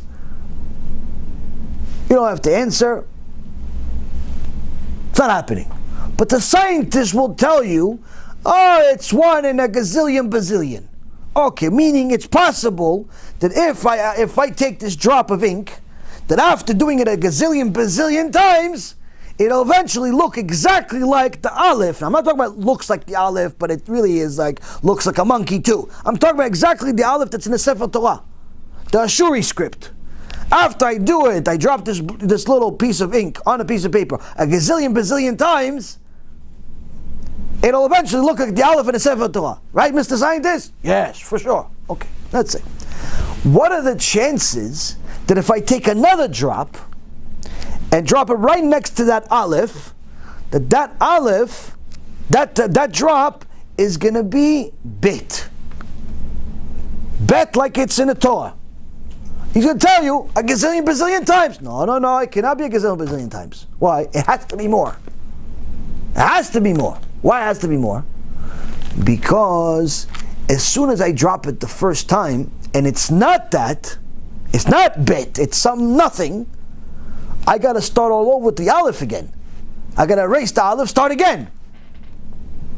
It cannot be first one success, second one failure, but just keep going. No. It has to be continuous success. It has to succeed the second one, even if the first one took a gazillion bazillion times to succeed, whatever you want, no problem. The second thing has to succeed on the first shot. Or else I have to start all over in the beginning. Which means that the second one is not going to be, it's either first shot or it's a gazillion, bazillion times. To no end. And then what if I want to complete the word Abba?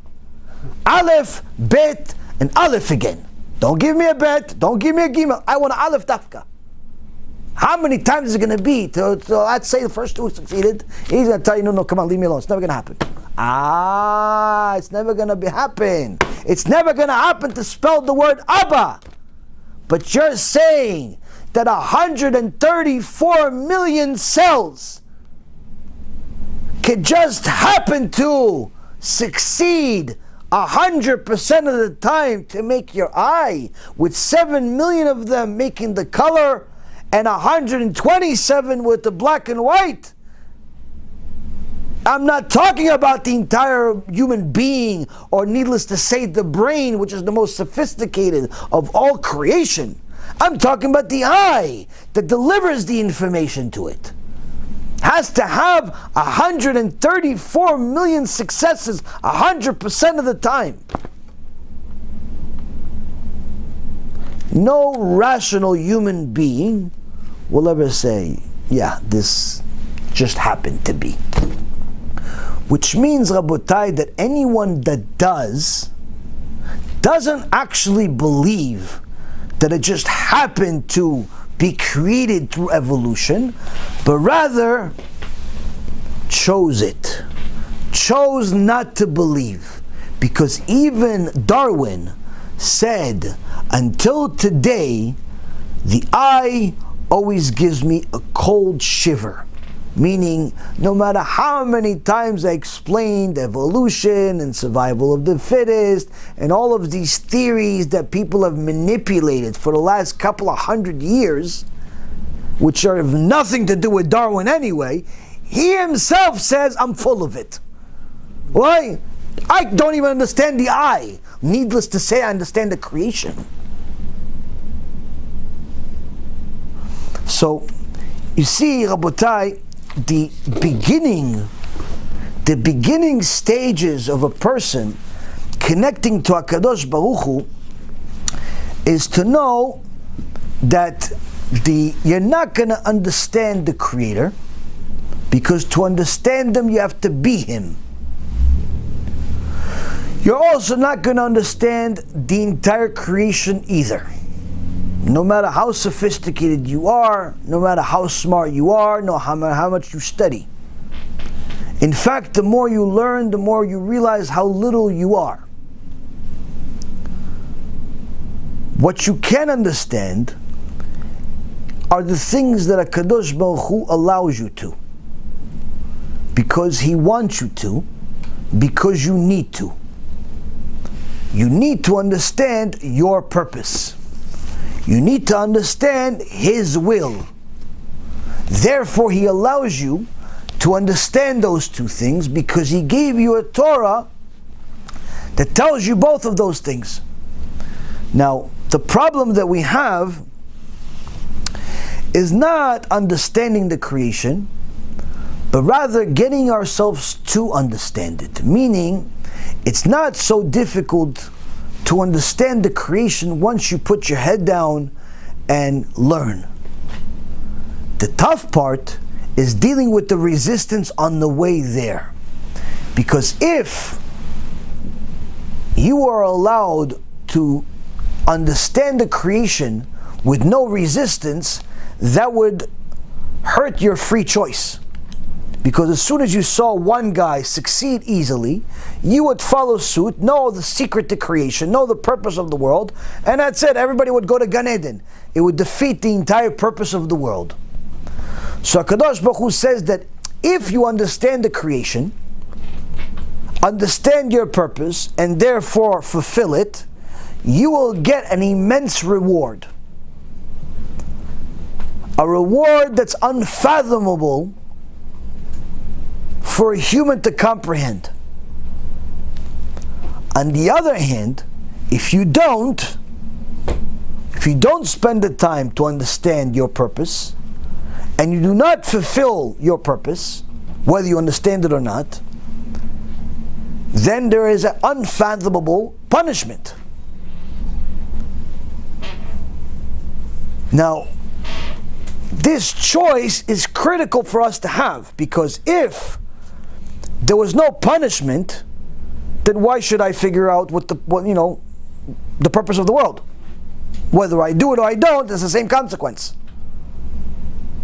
If I figure out the secret for why I'm alive, or I don't figure out the secret of why I'm alive.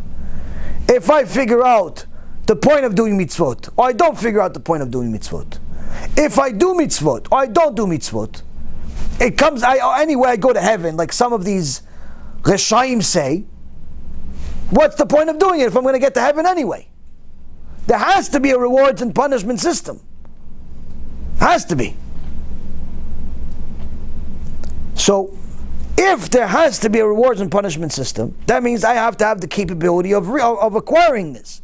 But that also means that it cannot be just gifted to me on a silver platter with no resistance whatsoever, because then it's not really me choosing to do it because the choice is made easy for me. There has to be a resistance. Hence the birth of the Yetzer Hara. The Yetzer Hara has a job. His job is to be the resistance, the thing that gets in the way. Now, most people think of the Yetzer Hara in an image of someone really, really scary, really, really big, and full of eyes. They're right. But that's not the way he looks like to you on a day-to-day basis. That's how he looks to you after it's too late. You're dead. Then you see how he looks like for real. The way he looks like to you on a day-to-day basis is different. What is it like? I'll give you an example. Rabbi Ephraim says that there was once a king, and someone saved the life of this king. Now, there's nothing more precious than a life. So the king told this average Joe, "You saved my life.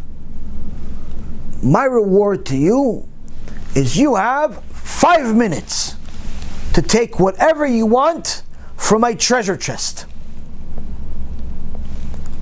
The guy says, "Fantastic. How soon can I get there?"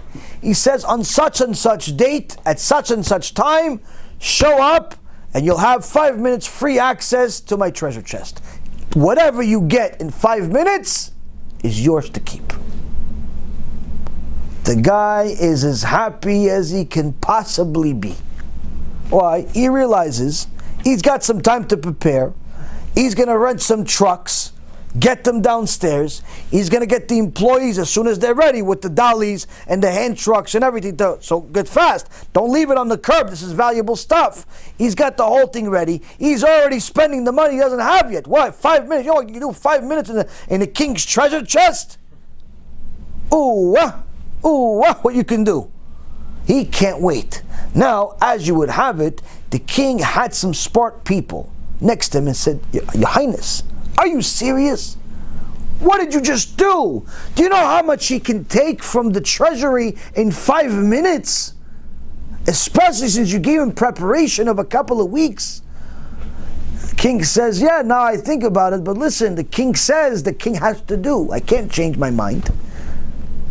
What do you, smart advisor, what do you suggest? See, the advisor says, I got an idea.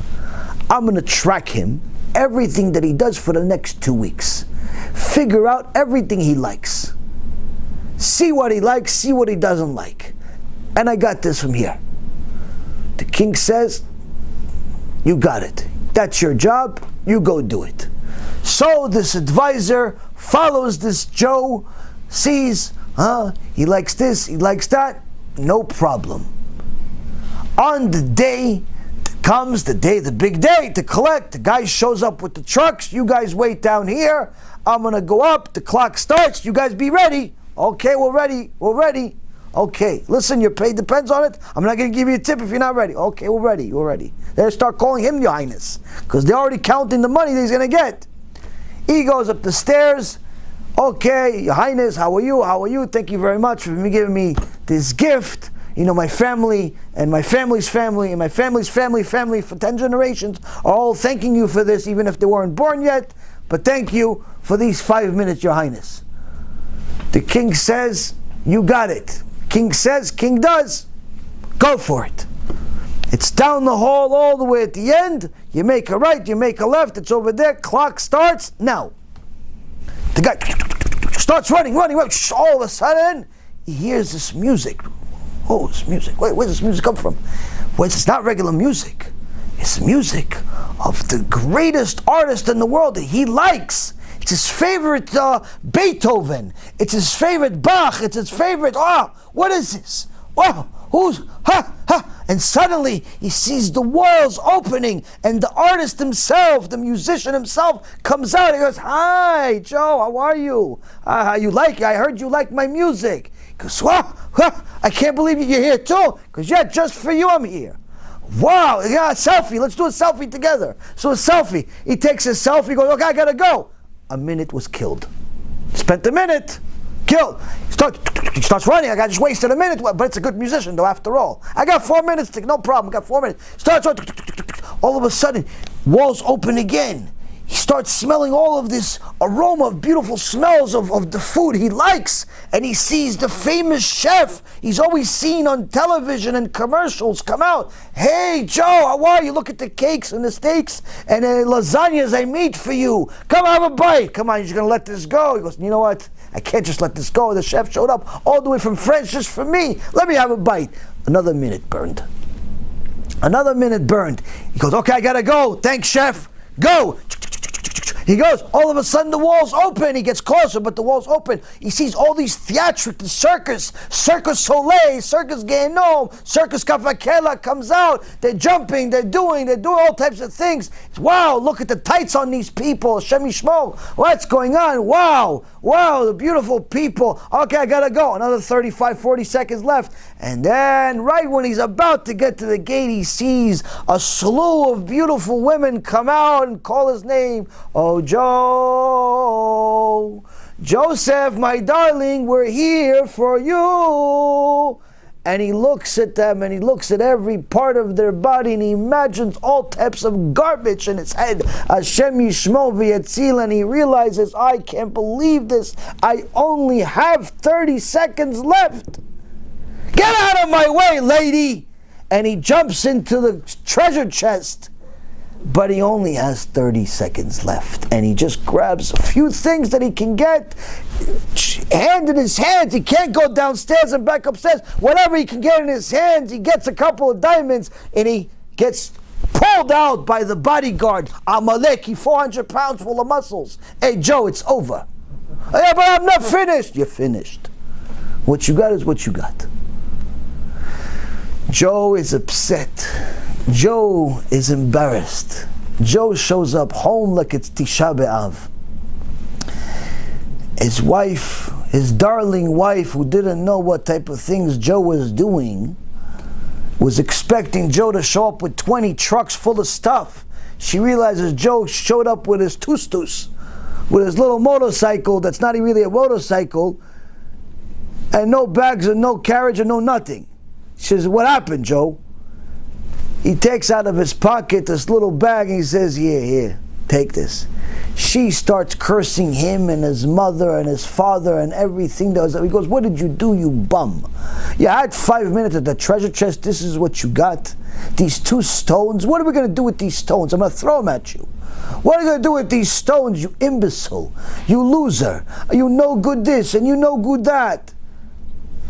Joe can't even defend himself. What are you going to say? I was looking at girls. I went to the circus. My favorite chef that I see on TV showed up. Or better yet, I listened to some music. What's she going to tell him? You could have bought all of them if you just spent 1 minute in the treasure chest. But the woman says, listen, I knew you were a loser when I married you. What can I do? Let's at least take this to the shop and see what they're worth. They go to the shop. They open the little baggie and they put the chest, put the stones on the table, and the jeweler's eyes almost fall out. So, wow, where did you get these stones? These are at least $1 million each. Joe passes out. Now they wake up Joe with a couple of slaps, which his wife has been wanting to give him for already a few days. And she says to him, wake up, why are you passing out? Why didn't you pass out when you got them? He says, you don't understand. These were the smallest stones in the treasure chest. There were stones the size of footballs. There were stones the size of footballs inside there if I only spent an extra few seconds to get them. And he has to live this in his, yeah, you got a few million. But what's that a few million if you had billions available to you? Rabotai Karim, this is a man in this world where the Gaon Mivilna says before he died, he started crying hysterical and said, the Gaon, what didn't you do in this world that you're crying about? He says, you don't understand, I'm leaving a world where a simple mitzvah called tzitzit is no longer going to be available to me. I can wear this tzitzit, and every second that I wear this tzitzit is a mitzvah. And this mitzvah is worth worlds in Shamayim, worlds, not stones, and it will no longer be available to me. I have a world where I could collect worlds for every second I put on the tzitzit, and I will no longer be able to do it. A person shows up to Shamayim and they're going to show him, yeah, you made a few mitzvot, you gave $18 tzedakah, and you listened to this shiur, and you went to pray here and there. Yeah, you did a few things. Chazak u'baruch, you got a few $1 million. But look at what you missed out on. You had the opportunity to press share on the shiur that you were watching. Instead of just watching it and collect $1 million, you could have pressed share and collected $1 billion. Why? Because other people were going to watch it and they were going to do mitzvot because of it.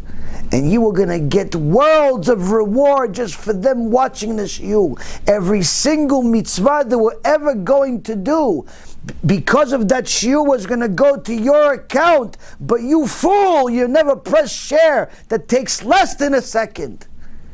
You had $20,000 in your bank account, but you only gave $20 instead of $200 or even $1,000 that you could afford. Why? Because you figured, I need the money because of coronavirus.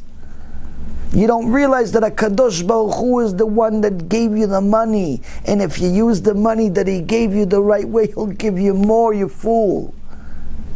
He'll give you more. Why? Because schar mitzvah, mitzvah.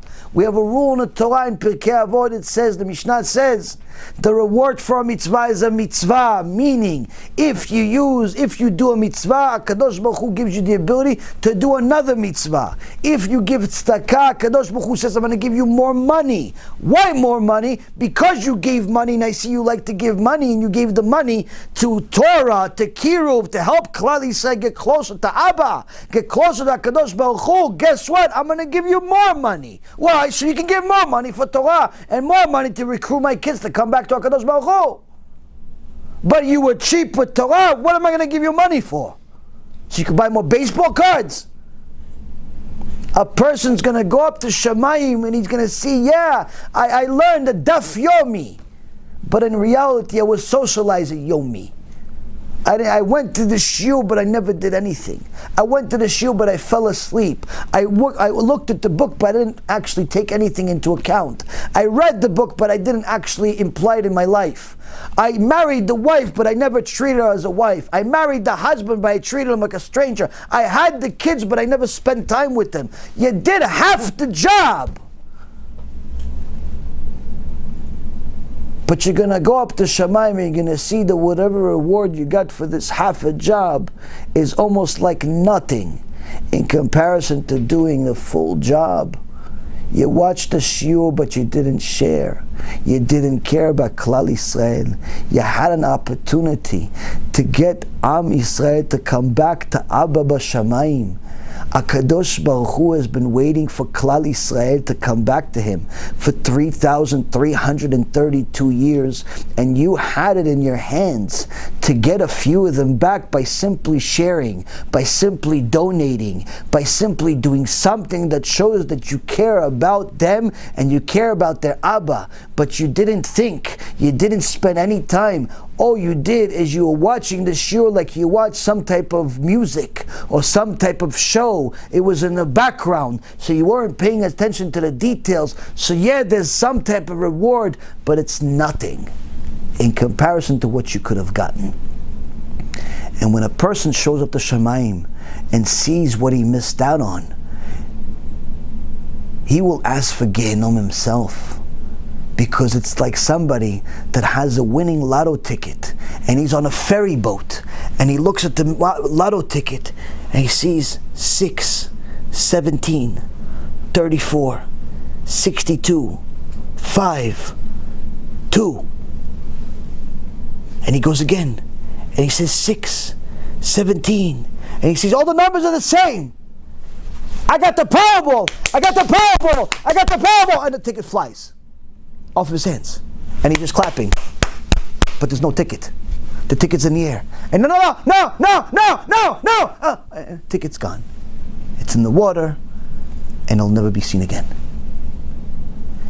And every single day of his life, every time he borrows money, every time he uses his credit card, every time his kids ask for tuition, every time he gets a bill, he will remember that day that he had the winning ticket for $1 billion, Powerball, but he lost it because he wasn't paying attention. This is us. We have an opportunity right now to do good. HaKadosh Baruch Hu increased the ante. He put us in a situation where we're forced to think. You're in seclusion, like you have tzarat. You can't leave the house. You can't go to work. You can't do anything except think. What's the point of my life? Why am I here? What's the point? I'm going to leave this world after 50, 60, 70, 80, 90, 120 years, still don't know the point. I don't know the Chumash even. I don't know the Gemara. Never finished the Shas even once. Never finished the Shulchan Aruch. Never know what a Musar book is. Don't even know how to be married. Only know how to be divorced. Know how to have kids, but not to be a father to them. Know how to get married, but not how to be a husband. Know how to be a wife. Know how to cook, but he doesn't know how to be the other way. What do I know? What do I do? I made money, but I don't know how to spend it. I know how to spend it, but I don't know how to use it. What'd you do? What'd you do in this world? HaKadosh Baruch Hu is giving us an opportunity. Scare the lights out of us. There's dead bodies everywhere. Dead bodies everywhere. There's a good chance HaKadosh Baruch Hu, if he doesn't see us pick up the Ante, he'll infect the entire world. Force us to think, not for 14 days.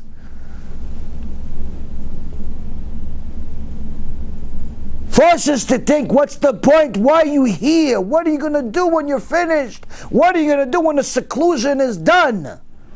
You're going to just go back to work like nothing? What'd you change? You're still going to walk around immodest, lady? HaKadosh Baruch Hu put you in seclusion so no one can see you. And what are you doing? Making videos of yourself immodest? You're sinning even when you're in seclusion?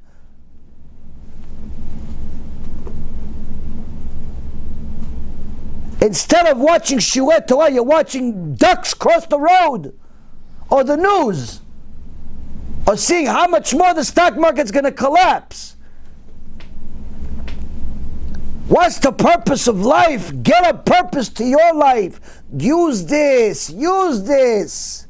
Use this opportunity. Don't be the guy with the lotto ticket in his hand. Coronavirus can be a lotto ticket if you find the truth. But it could also be a virus that kills you if you don't take advantage of it. And you're going to have to live this for eternity, where HaKadosh Baruch Hu is going to say to you, what do you want? I put you in seclusion for 2 weeks. And when you didn't get the point, I put you in seclusion for 2 months. And when you didn't get the point, I put you in seclusion for an entire year. I ruined the entire world just so you could keep Shabbat. And you still didn't get the point. Just so you could buy some modest clothes, you still didn't get the point. Just so you could learn some Torah, you still didn't get the point. The rabbi sent you the lecture to your phone. You still didn't get the point. He made movies for you, so it's entertaining Torah also. You still didn't get the point. What else do you want? Rabotai, it's time we take advantage of the time that HaKadosh Baruch Hu gave us. Use it. Use it to think about what's my point in life. Don't be one of those people that's going to go up to Shamayim like this poor person that went to the king's treasure after he wasted almost the entire 5 minutes after cake and after some girls and after some music and after some food. Don't waste your time going up to Shamayim. Hashem says, where's your Olam Haba? You have a homeless Olam Haba.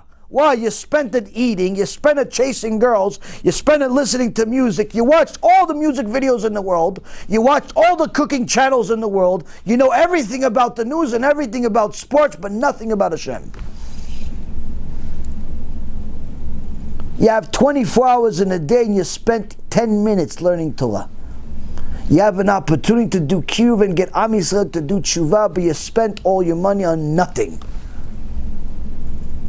Why? Why be that person? Use this opportunity to take advantage of it. Learn Torah. Wake up, learn Torah. Throughout the day, learn Torah. At night, learn Torah. Use the opportunity. Use the time you have. Certain things you need to do to take care of the day, take care of the day, no problem. Take care of your day, take care of your work, take care of your marriage, take care of whatever you need to take care of. But have designated times that you're going to learn the point of life. And get your entire family on board. And if they don't want to go on board, do it anyway by yourself. Why? Because the reality is, Rabotai, this is the ticket. This is the ticket. This is the ticket for all of us. Don't force Hashem's hand to make it worse. It's already bad enough. People are already scared enough. It's time you take advantage of it. For all of those people that want to take advantage of Kiruv, want to actually help Am Yisrael get closer to Hashem, this is the opportunity of a lifetime. We have two major things that we're doing. One of them is the CDs, Baruch Hashem, and the USBs are on the way from China to here, Bezat Hashem, and we should have all of this within the next month. Anyone that wants to order them, anyone that wants to sponsor them, anyone that wants to help us distribute them, this is the time. Most important thing is we need people to help us with money. Why? We need to print more of them. We need to pay for the ones we already printed. And most importantly, we need to continue running the organization. Running the organization and doing lectures for free is not free. It costs a lot of money. If you want to help us reach all communities in the world, we have to use every tool in our arsenal. Whether it's advertising on Facebook or different channels and different medias, or creating new websites or new videos or new movies, all of this stuff costs money. And it costs a lot. Anyone that contributes money for Kiruv is simply somebody that not only has the lotto ticket, but has a lotto ticket that doesn't end. Because just today, I got two people that sent me a message, told me they kept Shabbat. They started keeping Shabbat, this Shabbat. Two people. And the reality is, and that's not the only people I got to send me recordings of doing tshuva, just two people that just started keeping Shabbat. So just today, every day there's new people that are keeping Shabbat because of the videos. When you invest into our organization, you're investing in neshamot. Every single time the videos are used, the CDs, the USBs, the lectures, the posters, all of this stuff reaches people, encourages them to do tshuva. The people that invested in it are the ones that benefit the most, even more than the speaker, even more than me. Why? Because you are the money that made it happen. Gadola me'aseh min ha'oseh. There's a klal in the Torah and the Mishnah. It says someone that enables another person to do tshuva is going to get a higher reward than the person that actually did the mitzvah.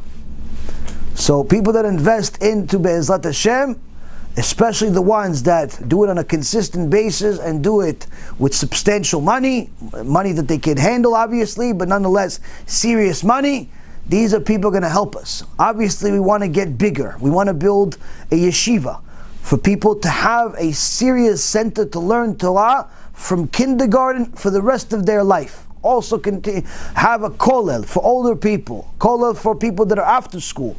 That's what we want to build, but we need a lot of money for it. We want to build something significant because that's what's needed.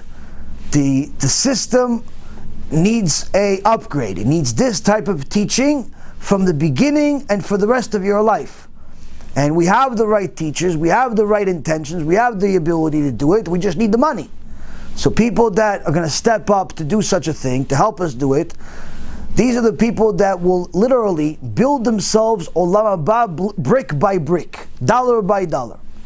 The second thing is something that's even as important, but more important even as of today, as of this second, is because of this coronavirus, because of this plague, the usual money that we send to Eretz Yisrael before the holidays is simply not enough. We send money to Eretz Yisrael every month to help Talmidei Chachamim, to help families, but during the holidays we send money to them on a regular basis to feed people, to feed poor people that are righteous people, that are good people that we know. And last year, for example, we reached almost 1,000 people. Were fed with what we sent them. We literally bought food with people that bought food for these families. Almost 1,000 people, or actually more than 1,000 people were fed with the money that we sent there last year. Now, this year, because of this coronavirus, the people that were struggling are struggling much worse because there's no work for a lot of them. You can't work. So whatever little they were making to make ends meet, or barely, they don't even have that. And we already sent money and it's simply not enough. So we're starting a campaign. A campaign is already, you could start donating now for it if you want.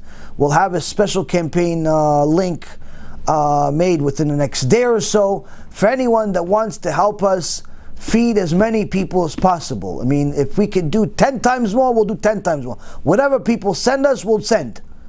If you could send us $100,000, we'll send $100,000. We send us $1 million, we'll send $1 million. Whatever people can send, we'll send. We already have recordings, voice and video recordings of some of the families that got some of the food they got today. And you literally see people crying. Why? They simply just see it as a miracle. Not like us, so we pretty much waste food like it's nothing. Your wife gives you dinner, you only eat half of it, and the rest of it you throw out because you don't feel like eating. These people literally, some of them don't have food. Don't have food for Pesach. 4, 5, 6, 7 kids, no food. And they can't work. Like the little bit that they were making, they can't. So have a little mercy. Have a little mercy and start donating seriously. It's whatever you can, do it. And even if you can't do it, you have to care. For 2 reasons. Number 1, tzedakah tatzil mimavit. There's a rule in the Torah. When there's mavet, when there's a plague in the world, this is the time to get generous. You don't care about helping people do tshuva? Okay, you care about people eating? No problem, we have that too. Or if you care about both, do both. But the point is, you have to care. Why? Because HaKadosh Baruch Hu is putting a danger in the world for everybody to understand. Number 2, Kol Yisrael Aravim Ze Lazeh. Everyone is responsible for each other. You cannot say, listen, I have my Pesach, I spend $500, $1,000 on my Pesach, I'm okay. Why do I have to care about some family in Yerushalayim, in Netanya, in Haifa, in all these places? Why do I care about them in Bnei Brak? Let somebody else care about them. If HaKadosh Baruch Hu made you hear this, that means you're supposed to care. If you weren't supposed to care, HaKadosh Baruch Hu was not going to bring it to you. He's not going to bring you something you don't need to care about. He has better thing to do in his life. Point is, Rabotai, this is the time.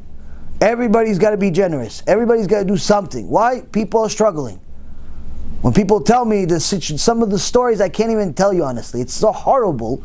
It's like mamash kills me to think about it. You know, I'm just going to tell you, give you an example. I give you an example of number 1, the Reshaim in the world, and unfortunately some of the struggling people. There's one woman, you could see this article on the news from not too long ago. Her husband was murdered in cold blood in Israel by some evil terrorist, Arab. Yimach Shemam v'zichram. Murdered in cold blood. The wife was almost killed also. She got stabbed 1,000,000 times also. Famous murder, everybody knows about it. She was in hospital and so on. Long story short, some Rasha Merusha told her, listen, you lost your husband, you lost this, you lost that, we're going to raise some money from you. So he started a campaign for this woman. They raised almost $1 million for her. Almost $1 million or 1,000,000 shekels, whatever, it was 1,000,000 something. A lot of money. In some program. On her behalf, because everyone saw the story on the news. You see it today, she's begging for change. Why are you begging for change? He stole all the money. Who stole all the money? The guy that said that he was to raise the money for me. People don't want to give her the money because they think she already got $1 million. Yeah, but she's in the streets collecting money. Why? Because he didn't give her the money. He just used her as a sales point. Unfortunately, Rabotai, when you give money to organizations you don't know, that call themselves tzedakah, that call themselves kupa, that call themselves all types of things, you don't really know where it's going, you have to understand, HaKadosh Baruch Hu is not going to do the job for you. You have to investigate, especially when it's real money. A lot of these organizations get a lot of money, and it doesn't go to the people. Doesn't go to the people. You don't have to worry about that with us. Why? We show you videos of the people getting the money, people getting the food, people getting posters, people getting CDs. That's what we show people. One time a kid came to me in Canada, said, yeah, listen, people are asking questions, listen, how come he left Wall Street? Maybe he's making more money with donations. I said, you know what, let me ask you, let me answer your question before you continue. He goes, what do you mean? So here's my phone. I showed him my phone. He goes, here's my bank. I have $1,800 in it, and I got 17 of it today. There you go. That's what I have in my bank. There you go. For all those people, I think I make millions off of this. If I wanted to make millions, I'd go back to Wall Street. You don't need to do this. I'm a good salesman, I can make thousands of dollars every single hour. It's not about money. The point is that you have to help people. If you don't help people, Hashem will find somebody else to do it. He doesn't need you to help anybody. But He wants you to do it. Why? Because He wants to give you the merit. He wants to give you the reward. People need to understand right now is a time, there's a deen in the world on Am Yisrael, there's a deen in the world, in the entire world. This is the time where people need to wake up, both with their actions as far as spirituality and their actions when it comes to materialism. If you have a $20,000, $30,000 watch in your hand, but your tzedakah is $200, you should know, in Shamayim, they're not going to like that so much. They're not going to like that so much. You got a $50,000, $100,000 car in your driveway, and that's only your second car, your weekend car. But your tzedakah is $100, they're not going to like it in Shamayim. Why? That's not what HaKadosh Baruch Hu gave you the money for. No one says that you have to live like you're homeless and work for everybody else. You're allowed to enjoy your money, no problem. But you have to understand there's a reason why HaKadosh Baruch Hu gives people money. It's not just for them to enjoy it. You have to help people that need, especially at a time like right now when people can't even help themselves even if they want. But you have to check, you have to double check where's the money going. It has to go to reliable people and reliable sources. I'm sorry, people ask me all the time, can you publicize my campaign? Can you publicize my campaign? I already told you guys some time ago, I don't publicize anybody anymore except ourselves. Reason why? Because of these frauds that I'm finding out more and more of. There's too much donation fraud in the world. Too many reshaim that as soon as they see money, they forget God. They don't care that the woman has kids, she doesn't even have food to feed them. She don't care. Today she got money for Pesach, she started crying.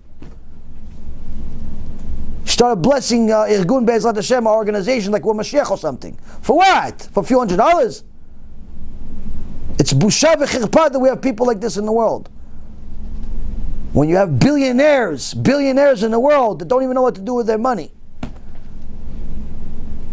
But we can't worry about the billionaires. We have to worry about ourselves. Every person needs to understand you have a responsibility. Right now it's Pesach. There's more expenses than usual. People are not able to work. People are not able to have a Pesach. It's not right for us to have a good Pesach and them not have a good Pesach. All the people that we reach out to, we know them directly or indirectly. We're not just sending it to some kupa and hope for the best. We have the pictures of the baskets, pictures of the people, voice recordings in one of them, video recordings in many of them, and so on. Why? Because we want to make sure that your money is going to the right place. We already send a bunch of money over there, but it's not enough. It's not enough. It's not enough. Why? There's more people this year. More people. And not for nothing, a lot of people need the mitzvot. One of these kofrim came to Rabbi Akiva and said to him, if Hashem likes Am Yisrael so much, how can we make poor people? Rabbi Akiva answers him with a straight face. He says, to save us from Gehenom. Save us that have money from Gehenom. Why? We need the mitzvot. So he made them poor so we can give them, and we're not going to go to Gehenom for all of our sins. Yeah, but you keep Shabbat, Rabbi Akiva. Yeah, I keep Shabbat. Yeah, but you learn Torah. Yeah, I learn Torah. And you're still going to go to Gehenom? If I don't give tzedakah, I'm going to go to Gehenom.